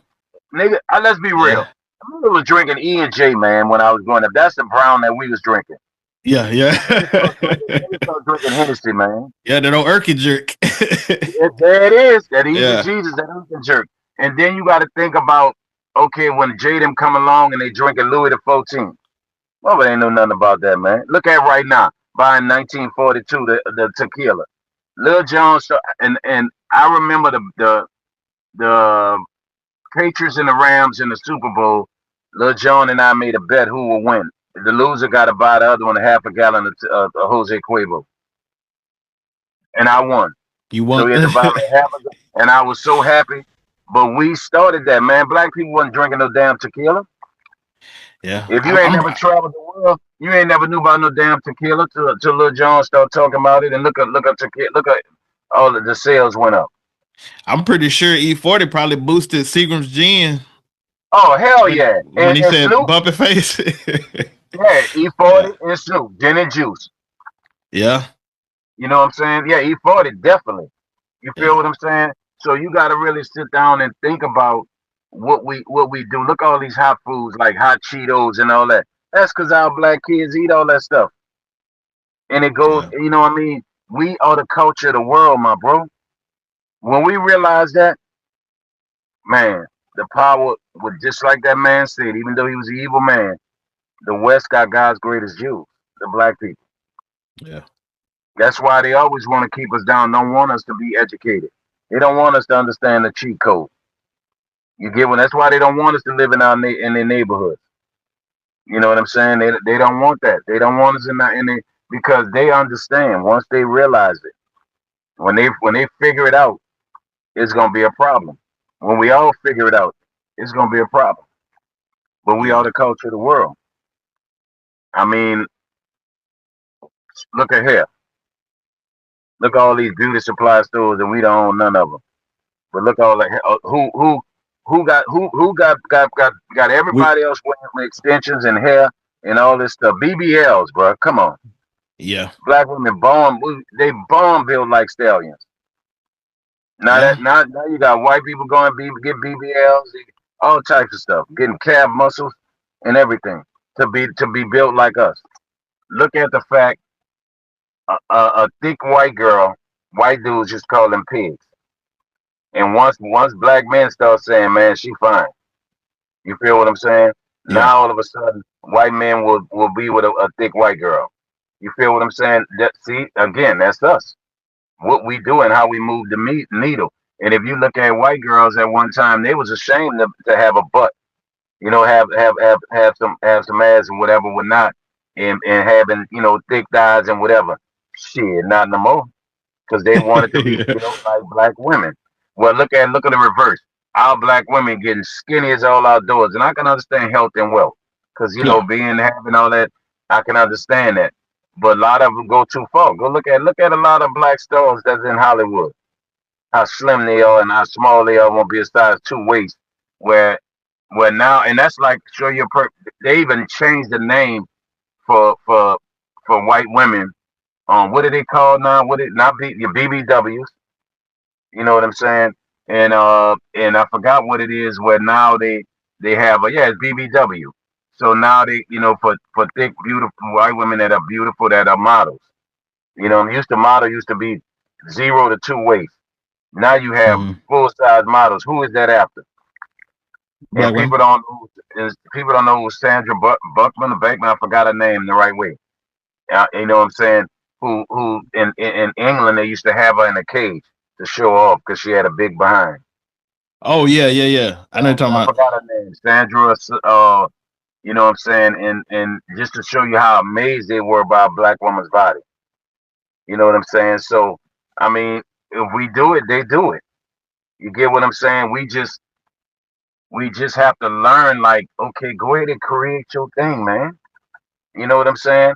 The world gonna follow. Just create it and do it. Because that's why I think a lot has changed. Also, even with rap, right? If you really look at it, when all the tight jean thing came, right? Sarah Bartman.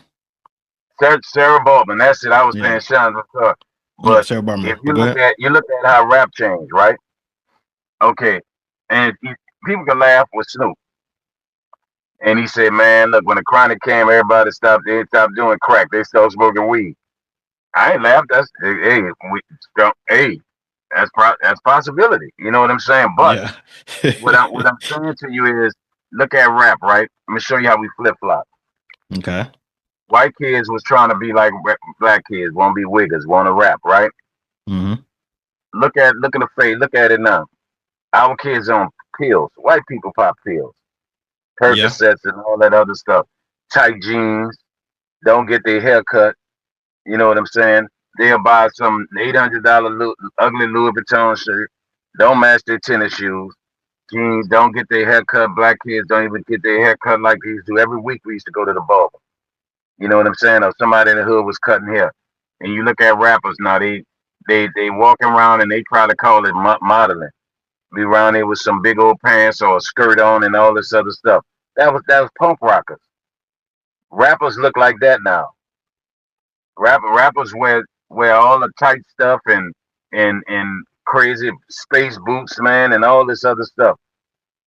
That's model, that's a wave, that's a vibe. But see now, but like now stores have it damn near where everything is like skinny jeans and Yes, shit. because we started wearing it. White people was always wearing them. That's just like music. They talk about us with gangster. Yeah, that's why I try to do what I do, because I was part of the problem, be part of the solution. But you know what's so funny? You ever listen to punk rock music, that metal music? Well, I mean, the closest I got to any of that was grunge, but I do listen to some rock and roll here and there. It They got a depends. lot of violence in it, dog. They fight Oh in hell there. yeah, They do it all. Country songs. Johnny Cash song, "How to Kill a Man." Today I killed a man. yeah. You feel what I'm saying? But and then they try to say we the reason, rappers the reason. And I tell people this. I said we didn't help because so many black kids didn't have a father, and we became their role models. The music we was doing. You know what I'm saying? Well, a rapper should never be a child's role model. Okay. His parents should be his hero. You know what I'm saying? And so, and don't get me wrong, we did put in we didn't know in the beginning. We didn't know we were just doing music and talk about what going on in our areas of the city. We didn't know we was gonna become like I want to be like him, and I'm gonna act like him, dress like him, be him. And when he said in the song, that's how I'm doing it. But we didn't bring drugs and guns into the community. We didn't bring alcohol into the community. And I always felt like we didn't be parents because a lot of times a lot of us didn't have parents, so we didn't know how to be a parent. We didn't know how. Some of these parents they didn't know how to go in your child's room, like with these video games. Go see what your child playing. Go look at what game he playing. Go listen to what music. If your child in there listening to somebody talking about I'm killing this, killing that, killing this, man, come here, let me holler at you for a minute. I even showed my daughter, and I won't say the rapper name that she loves, right? And we was on our COVID tour, and they happened to come to our show when we got to that city. And my daughter couldn't breathe when she saw him, right? And and so he came up and he was respectful, and he took a picture and everything. And so my daughter get in the car and she said, "Dad, you always on me about certain stuff." But I used to tell her, I said, "Baby, don't let that music fool you. Listen to the music; it's cool. That's what you like, but that ain't a way of life of it." I said, that rapper not even like that.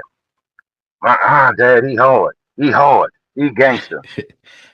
She met him and they was around there talking about biology and science because science was one of her favorite and showing her stuff on the phone and everything. And she was like, "Dad, he really nice and he really intelligent." I said, "Yeah, that's his persona of rap and that's how he's doing what he's doing." You know what I'm saying? And sometimes you got to explain to your kids and know what's going on with your kids and don't let a rapper raise your child. You know what I'm saying? And that's the way I say it. Make it that it's enjoyment, it's music. Listen to the beat. Okay, you listen to the lyrics. He nice. Okay, understand. But that ain't your life. That ain't who you are. That ain't what you're doing. And more than likely, 24/7, he ain't gangster. I promise you. Yeah. He ain't gangster when his kids around. He the nicest person in the world. His mama around. He the nicest person in the world. Don't let that fool you. You know what I'm saying? But I just think we flip flop though.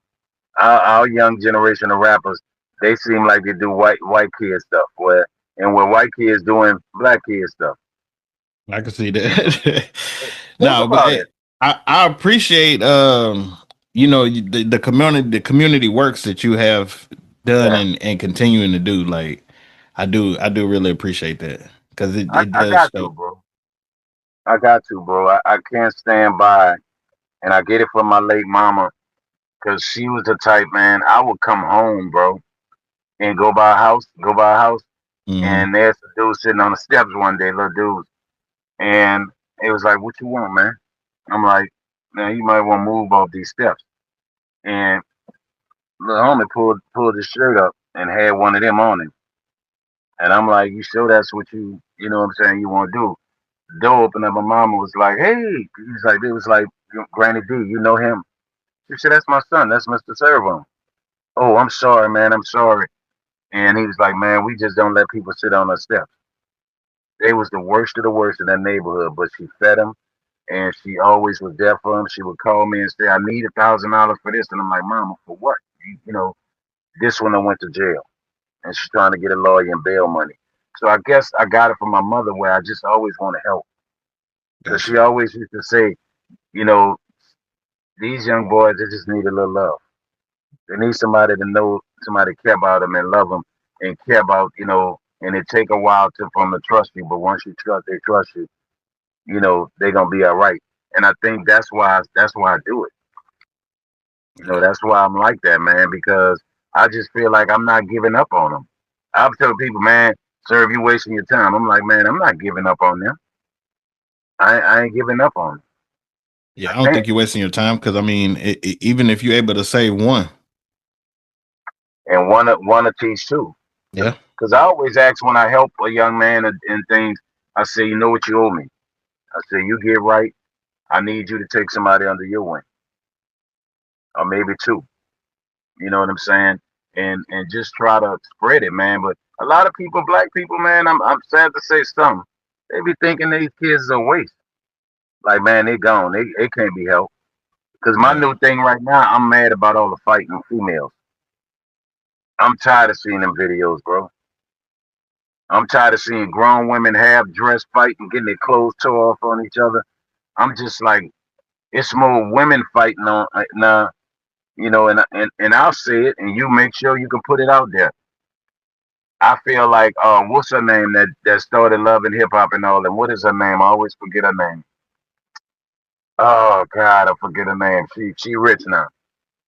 The black lady that put all that love in hip hop when girls jumping all across the desk, basketball wives jumping all across desks and throwing champagne glasses and fighting and all that stuff.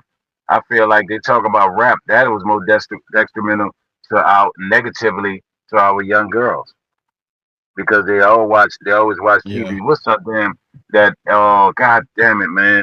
They loving hip hop. I'm not mad at entrepreneurship, but I felt like that was the comparisons of gangster rap coming to the hood because all our young girls, all they did was all they do is fight now. So Mona Scott Young is who's There it is. There it yeah. is. There it is. And I respect I respect Queen for your business, but those shows are detrimental on how our young girls act today. Yeah. You know, in Basketball Wives, and I'm not Shawnee O'Neal, no disrespect, but that teaches our females also that it's okay to be a side chick. It's glorify that, yeah, she messed with this basketball player, but he got a wife or he got a girlfriend, but she getting the clothes, the money, and all that. Like it's okay. Just get the Yeah. money. Let somebody use your body up and knock you down every once in a while, flip you off and give you some money and treat you like a side chick, and you never be on his own. You can always be in the hotel or whatever. And their thing is, I got money though. I got the bag. Yeah. So now you're gonna have those women having daughters teaching their daughters how to grow up.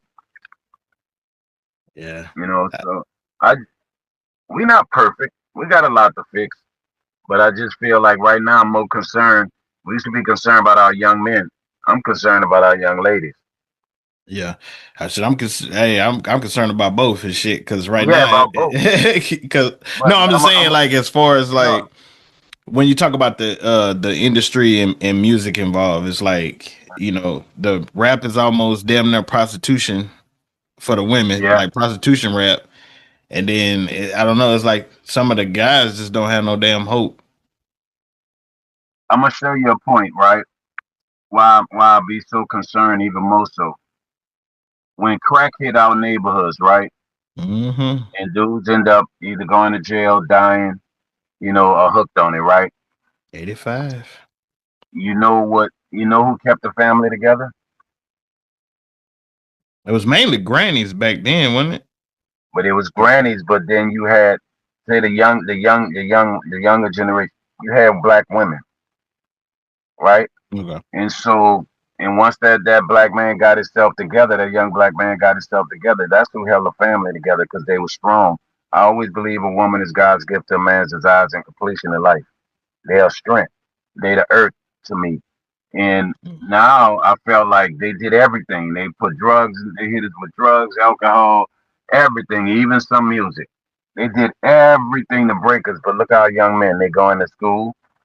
Look, you got shows, all these other, they're doing their thing. So you basically made it through.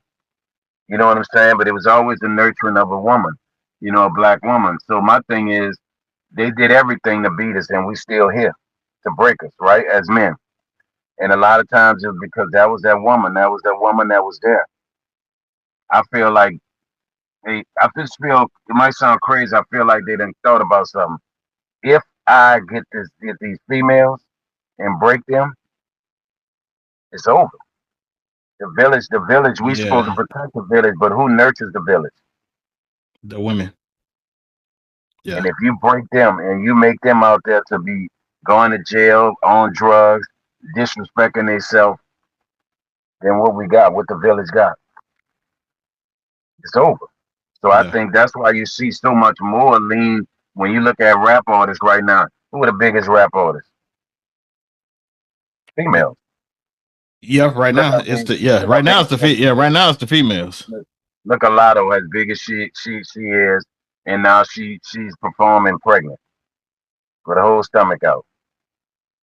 You know, she had an album coming in. Her thing was saying everybody was on her about, okay, she having a baby for such and such, and which I was wrong. They was wrong for doing that, and he's supposed to, I don't know, they business or whatever.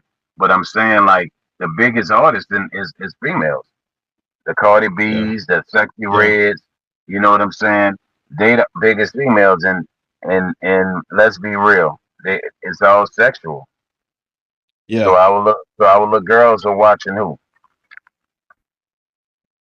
And yeah. and It's like now, like it's weird because women, when it wasn't like a sexual thing with female rappers, if they was pregnant, they was like, no, you can't perform and you pregnant. can't and you won't even see them when they're pregnant.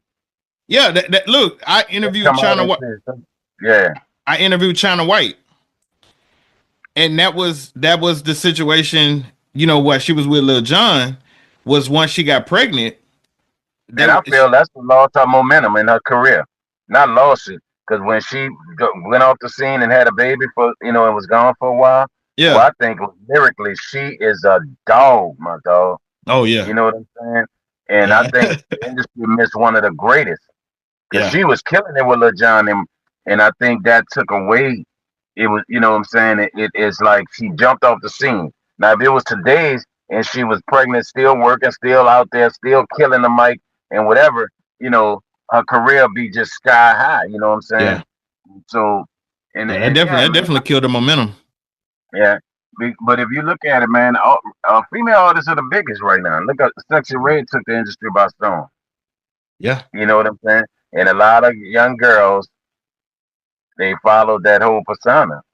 You know what I'm saying? The days of Mia's and even Gangsta Boo, God bless his soul, was hard, but it, oh it yeah, wasn't it wasn't wrong. It wasn't out there like that. You feel what I'm saying? The Brad and all of them, man, the Mia's, the Queen Latifah's, all them. You know what I mean? The Trinas, even though Trina yeah. Sugar sexy as can teas. be, but Trina, yeah, yeah, but Trina wasn't out there just like suck 'em, you know what I'm saying, and be a, you know what I'm saying? It wasn't none of that, and so it's a whole difference now. And so all these young girls want to be like these female rappers, just like the young boys used to want to be like us. And when we was pushing the gangster stuff, you feel what I'm Yeah, saying? So yeah, I feel like look how big some of these female rappers are now. They got money behind them, big budgets, same way we did. And what are they pushing? They pushing all that over sexual stuff. That's just their lyrics. We can't be mad at them because we did it. You know what I'm saying? And so, now you got our young girls that's out here, you know, a lot of lesbian stuff going on because they pushed it in them songs. It's yeah, like it's a lot, man, and I just think that the village is being broken in many ways now. yeah, If they're not jailing us, who's supposed to be the protectors of the village, now women is becoming want to be more than a man. You know what I'm saying? They want to be more man than the man. You get what I'm saying? And they're telling them, yeah, hey, you gotta be independent. It used to be a woman to say, I want to build you up. I want to get you there. I'm gonna hold you down till you get on your feet. Now it's like, nigga, you ain't got nothing for me. The UPS guy that work a 9 to 5, you ain't for me. But I'm gonna take old boy over here who a drug dealer or whatever would not, and he's slinging a bunch of money, but treating you and making your side broad and everything else. When a UPS guy, that was a guy that was coming home every day. You know what I'm yeah. saying? He ain't good enough now. You know what I'm saying? You gotta. Chipping away, man. They're chipping away at us, man, little by little. Oh, they killing us, man. It's a black man right now. It's not even about drugs on us no more, and jail on us no more. Man, they bringing us down our masculinity. Trying to say one out of every five men are on a down low, and you know what I'm saying? It's like, bro, we don't have a chance to and be independent. You don't need a man no more. You know what I'm saying? And it's like go date another man out, and they say, well, black men date other women out their race. You know what I'm saying? I mean, bro, You it's You know that I think it was a post you put up. I don't know if it was a post or a story, but it was about what 50 Cent just did recently in Shreveport. Mm-hmm. I haven't seen any. The only time I've seen, I can't remember exactly what he did, but I just know you put up the post because you was like, nobody was talking about it. Yeah, I mean, because what happened was he's out there doing what he's doing, and so he was giving a lot of money to charitables and situations or whatever, and that people wasn't like just being like, hey man, he giving, doing this and that. Then because he was friends with the Governor Jim Crow Landry, that's what I call him. You know what I'm saying? Who against black people? Oh man, he a dog. Oh, I He know, got a right? law. He got a law now, bro.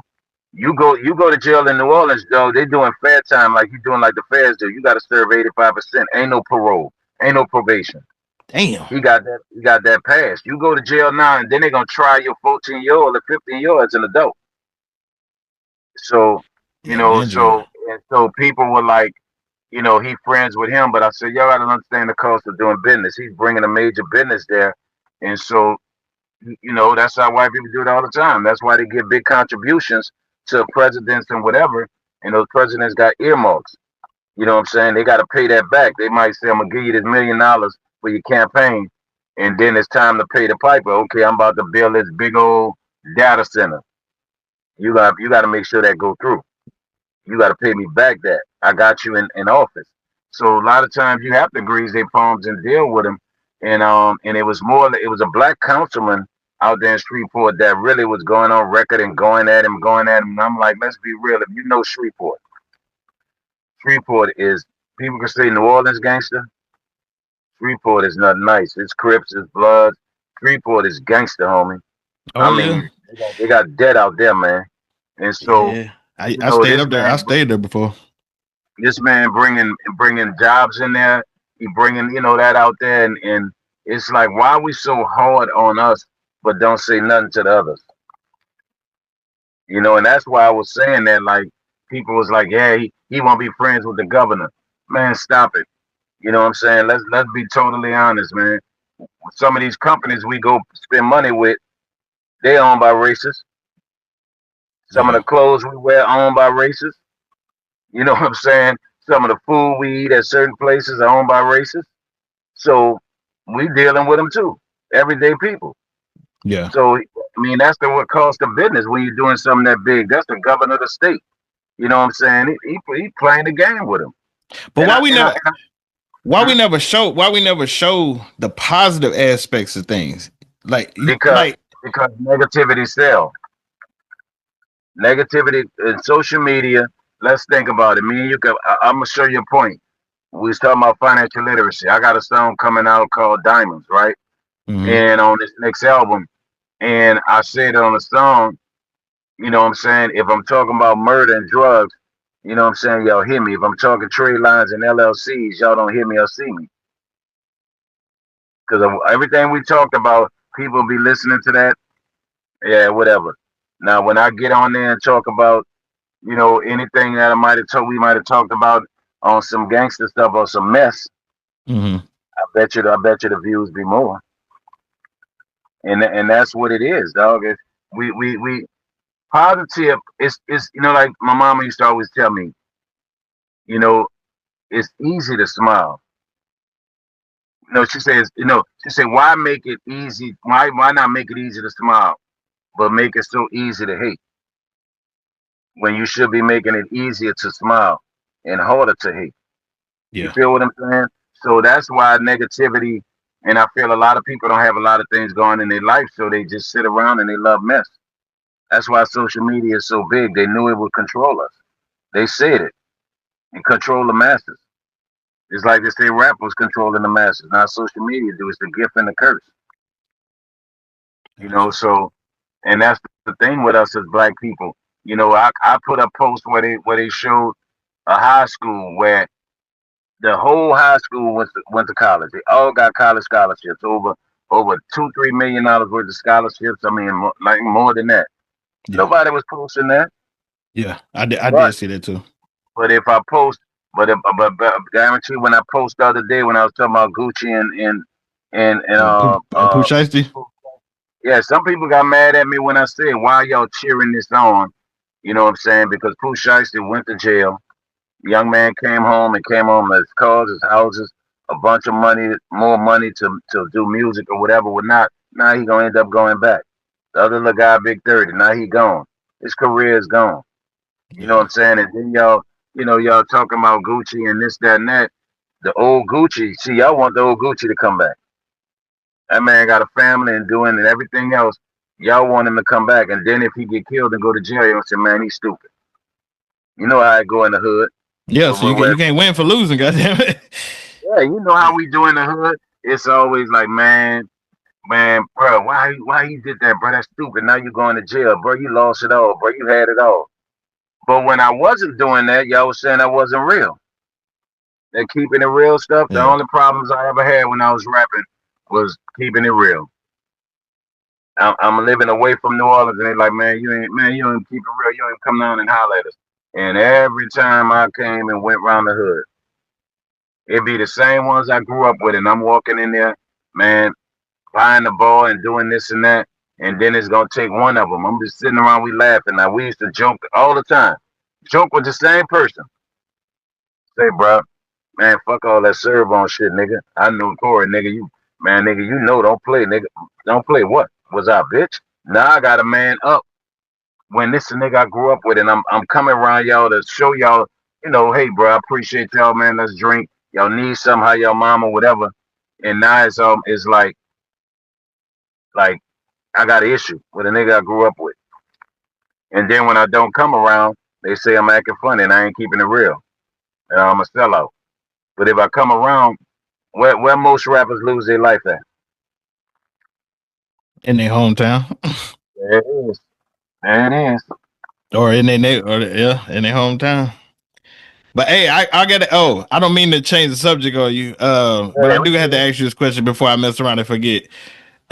Now, with your second album, The Next Level, going #1 and working with artists like Big Pun and hitting that major commercial highs, why did you change the way you was rapping?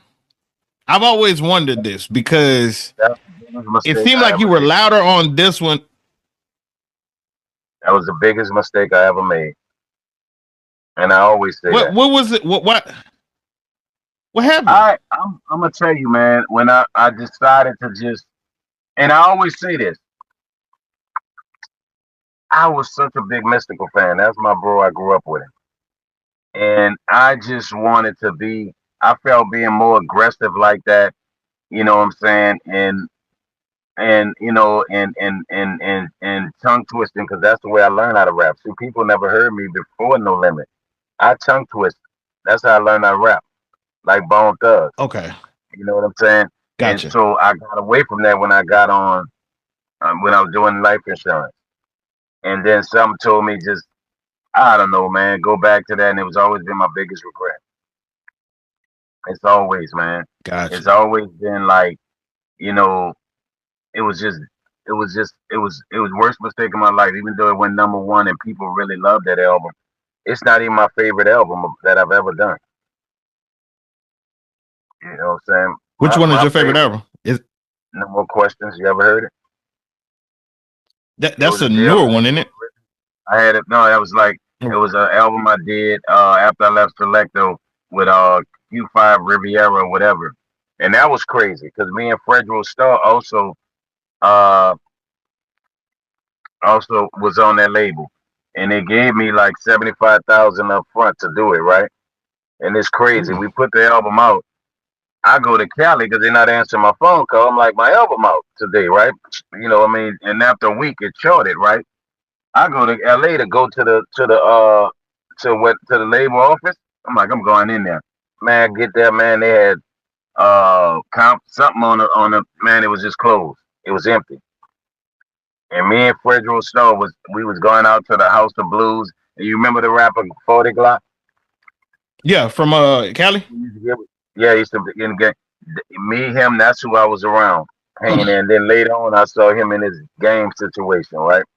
So but nah, man, I that's my favorite album I ever did. That's the first Okay. one I personally produced, like not doing the tracks, but oversaw the whole situation. Out of any album I ever done, up until the stuff y'all about to hear now, that was my favorite album I did. No more questions. Okay. Yeah, I always wondered that. I've always wondered that because I'm like, he Yeah, was I messed up. louder in this one, and I was like, why I did he know I change? messed up, bro. I messed up big time. If I could get it back, man, I would so definitely do some things different, man, big time. Well, I got you. Well, hey, I appreciate the contributions either way, but I did. Um, I don't like ending with what's next, because I feel like this platform is about documenting legacy. So when it's all Yeah, said and done, and somebody finds this story years from now, yeah. what do you want them to understand about your contributions to the culture? Ah, man, my contributions to me was I want them first to always remember my name, and I want them to listen to who I was and what I was, and to know the underdog can win. Because I always felt like I was an underdog. I was on a label, a huge label. I wasn't on the big commercial songs like Make 'Em Say and everything else, but people really fucked with me, dog. Oh The yeah, underground, they fucked with me hard, man. And I learned that when I was going on first, tours and stuff. And I'm doing songs that I thought was my video songs that they wanted to hear, and then they looking at me like, no, this song, that song, and I'm like, Jesus Christ, why? I didn't know. And so I started realizing, like, man, people really fuck with you, dog. You know what I'm saying? And I always felt like I was the underdog. You know what I'm saying? And I just never gave up. And then I understood that team win. And I tell artists all the time, like the movements win. And if you're not, and the point I can prove is when you think of Juvenile, you think of who? Cash Money Millionaire. good. Yeah, You think of DMX. Who you think of? Rough Rough Riders. Riders. Yeah, You think of Pop or Snoop, Death Death Row, Row. Yeah, Master P, No No Limit. Limit Soldier. You feel what I'm saying? I can go on and on. The biggest, Biggie, Bad Boy. Bad Boys. Yeah, I had to think about it. That's it. No individual wins by itself. Movements win. And I wish people see that. Movements win. You get what I'm saying? And Yeah, so, and I knew I was part of one of the greatest independent movements ever, one of the greatest independent labels. I felt like we ushered, even though E40 taught, E40 and Obey and all them, JT, the bigger figure, and E40's uncle, you know what I'm saying, taught P the independent movement. yeah, But I felt like we the one brought independent commercial to be independent. You know what I'm saying? And we made people say, you know what, I want all my money. You know what I'm saying? I'm gonna be doing independent. I'm gonna get better deals, independent deals, and stuff like that. So I felt like I was part of the greatest independence of rap, where rappers became independent, where it was okay to say, I'm staying independent. If I'm gonna come to your label, you're gonna break me off enough money, but I'm gonna remain independent. I'm gonna own my master stuff that people in old days, man, the Smokey Robinsons and all them, they didn't own their masters. That's why it was so big if you watch Ray Charles movie and he said, I want my master. yeah. And That's he was why like, people he's like like a lot of artists don't get that. and people look at Michael Jackson and they just think of the music and don't understand he died with ownership of 30% of Sony's masters, including the Beatles and Elvis Presley. 30% of Sony Music masters. You know what I'm saying? Yeah, So I was part of that independent, and Pete shouted that from the rooftops. Like, if 15% can't pay my rent, you know what I'm saying? I want the whole wop. You could do all of this and do that, but give me, I want to own my master. And I was a part of that movement that people say I want to be like Pete. People start. I feel like we made people start being businessmen, not just rappers. You know what I'm saying? Doing movies, having my own clothing, different products, Look at how many rappers got their own products and all that now. That come from people. You know what I'm saying? Rappers making money outside of rap. You get what I'm saying? Rappers that used to say, man, y'all niggas business, man. Even some guys from CMR, our brothers that Cash Money, man, y'all business, man. We stunners. And I laugh with certain ones. I laugh with them all the time. They say, "Shut up, sir. Don't say nothing." Hey, nigga, you got businesses now. You a businessman now. Nigga, I see it. I get it. And I'm proud to say I was a part of waking up artists of saying, nigga, I want to be independent. I want to own me a label. I don't want to just be a part of their label. You know what I'm saying? And I'm proud, and I want my legacy to know that I was a part of that, and you know what I'm saying, and that I cared, man. I cared about my people. I cared about my community. You know, so I just hope that because that's what I want. I want my grandkids to be able to look up and say my pop had #1 album in the world. He was #1 when you couldn't buy your spot. I replaced juggernauts at the top. Yeah, Lauryn Hill. He knocked Lauryn Hill from the top spot. I was #1 in the world, man. You can't ever take that back when the people say I'm #1. I could say that. You know what I'm saying? You can say what you want about my life. You can say what you want, but for 1 week, I was #1 in the world in all the music. So you can say what you want when some people say, "Oh man, he can't rap or whatever." Yeah, I was #1 though.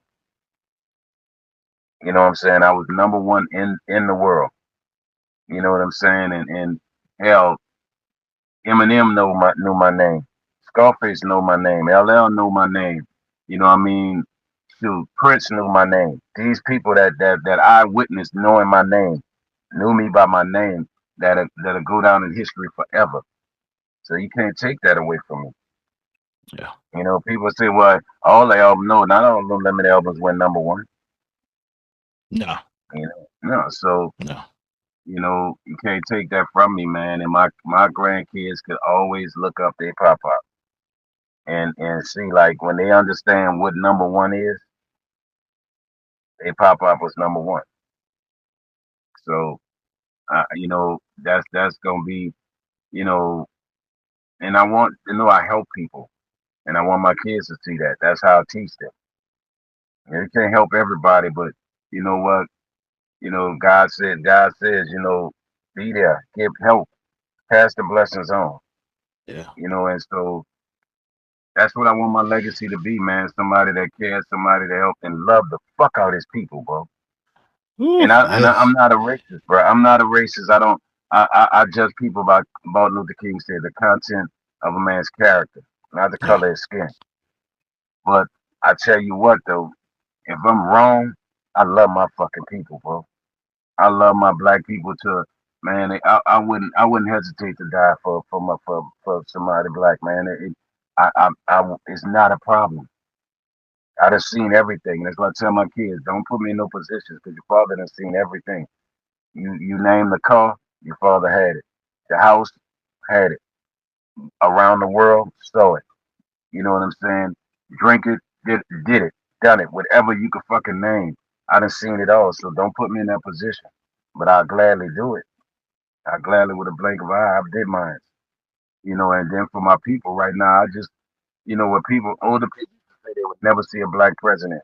That's why so many old people cried when they saw Obama. Yeah.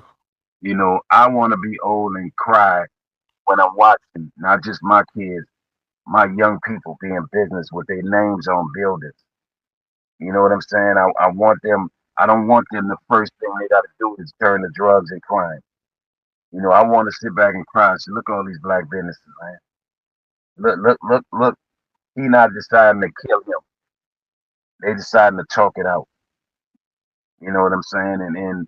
And see families, man. I want to see black families with their kids in a home, a full home with mother and father and child. I want to see that, dog. I want to be able to go up a block and every house there's a family in it, not a broken home, man. These are things I want to see. You know what I'm saying? I want to be able to see before I die somebody walking down the street and know that this black man don't have nothing to eat, and you go in there and grab him something to eat, or he don't have no shoes on. You give him yours.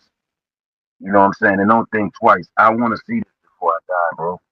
These are things that I want. You know, it's not about money and different things, man. I want to see my people just be great as they can be. You know, because we are so great. We just Yeah. don't realize it. Sometimes I think we're afraid to be great. That's why I live by a segment and for your people to see. And I tell people all the time, and I want people that's going to see this interview, never be afraid to be great. It's your right and it's your destiny. And I want my people to understand that. Never be afraid to be great. It is your right, it's your destiny. And if you smart and you intelligent, it's okay. It's cool. It's cool to be smart. It's cool to be a businessman. It's cool not to commit a crime. It's cool not to hurt another black man. You know what I'm saying? It's cool not to just do another black man. It's all right to be friends. You know, it's all right to say, man, I love you, my brother. You know what I'm saying? I'm you know what? We're not gonna fight. We ain't gonna argue, man. Let's figure this out. You know, young lady, you're not a hoe. You're not a bitch. You're a queen. I respect you. Even if you don't want to be with me, no problem, lady. You know what I'm saying? But if somebody try to harm you, I don't have to know you, queen. I'm gonna protect you. You Yeah. know, and I want to see that before I die, bro. That's that's for me. That's my thing. I want to sit back and watch peace and harmony amongst us. I want to see our villages protected by our young men like the warriors, like Africans did. You know what I'm saying? I don't want to see us being the spectacle anymore. I don't want to see us Mhm. being the clown. You understand what I'm saying? These are things that as I get older, you know what I'm saying, I just want to see, bro. Yeah. My kids, they gonna be they on track to do what they doing. You know what I'm saying? But I want other people kids to see the same thing. I want my kids to go out there and help people. Cause you making it. Y'all gonna make it. Y'all gonna be all right. Your daddy did his job. But I want y'all to also turn and help other people get along the way. You know, that's why I appreciate people like you and other black guys that got you know, y'all own black media.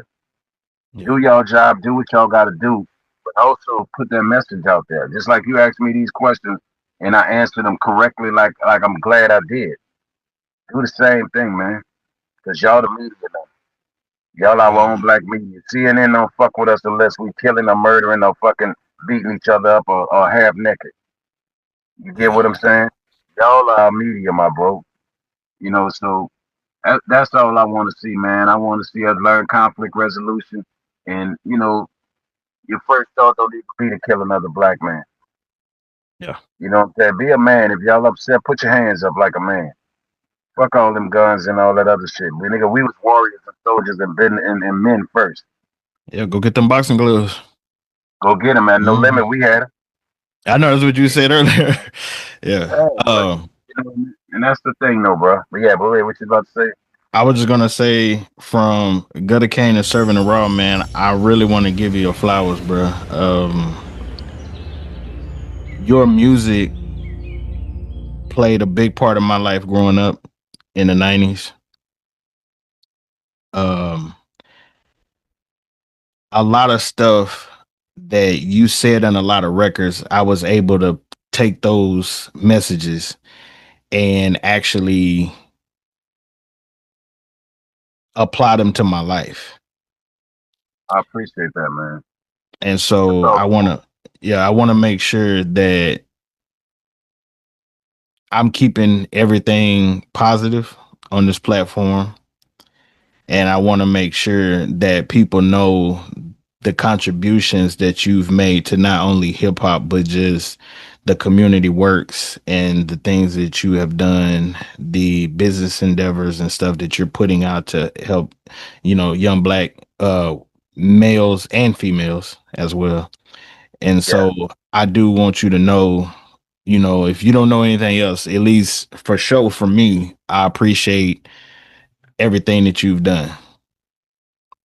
Okay. I appreciate it, man. I thank you, man. I appreciate it because that's great for me. Respect from my peers is more important than fear from my peers. You know what I'm saying? And I appreciate that, man.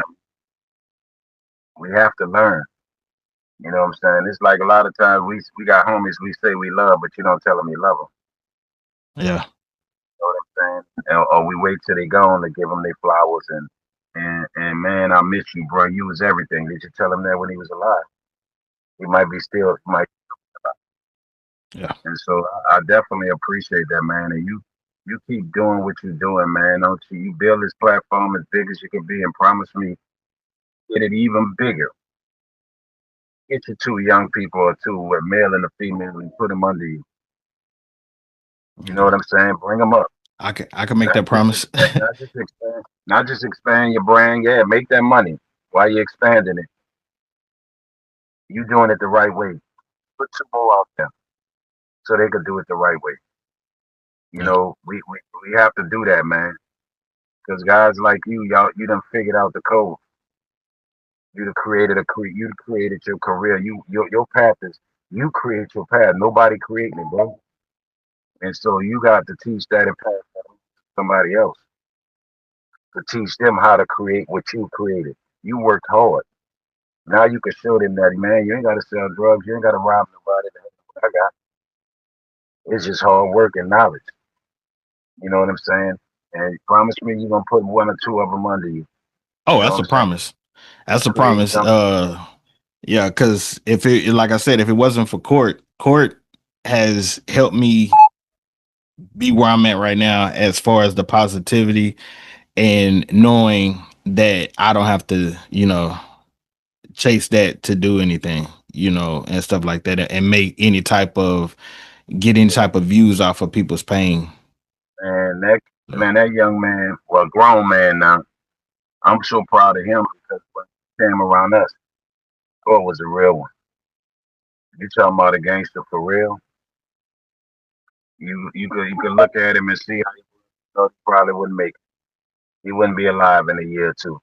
And to see him now and the family man he is and the businessman, that's proof right there. And he passed it on to you. He opened, you know what I'm saying? That's what No Limit was about anyway. You know what I'm saying? And so that's all I'm saying. If somebody did it for you, you got a responsibility. We got to start holding people to that. And you hold your other peers to that. Well, I do appreciate your time. You have no idea how much my platform is always open to you. So anytime, you need me, to help promotion with anything you got going on or the key. I got an artist, man. I need to get him on a small interview, man. Oh, I got you. Okay, I appreciate it. Yeah, say less. I got you. Well, I want to give a big shout out to all my servers for tapping into another episode of Serv-On IT RAW. I hope y'all enjoyed the ride. I damn sure did. If you did, go ahead and hit that like and subscribe button and drop a comment below. Let us know what you think. You can always catch me on all your favorite streaming platforms. Go and check me out on OG Network. We'll be back next Wednesday with another 5 episode. Until then, I want everybody to enjoy their week and stay solid. I want to give a special thanks to Mr. Serv-On for his time. For real, for real. I love you, brother, man. I appreciate everything that you've done, man, and tapping in with me so that we could get this done. And like I said, I'm available to you. So all you gotta do is just let me know. Still love you more, bud. I'm proud of you, man. Doing your thing, man. Call on me anytime. Always. All right, peace. I'm serving it raw, I'm serving it raw, I'm serving it raw.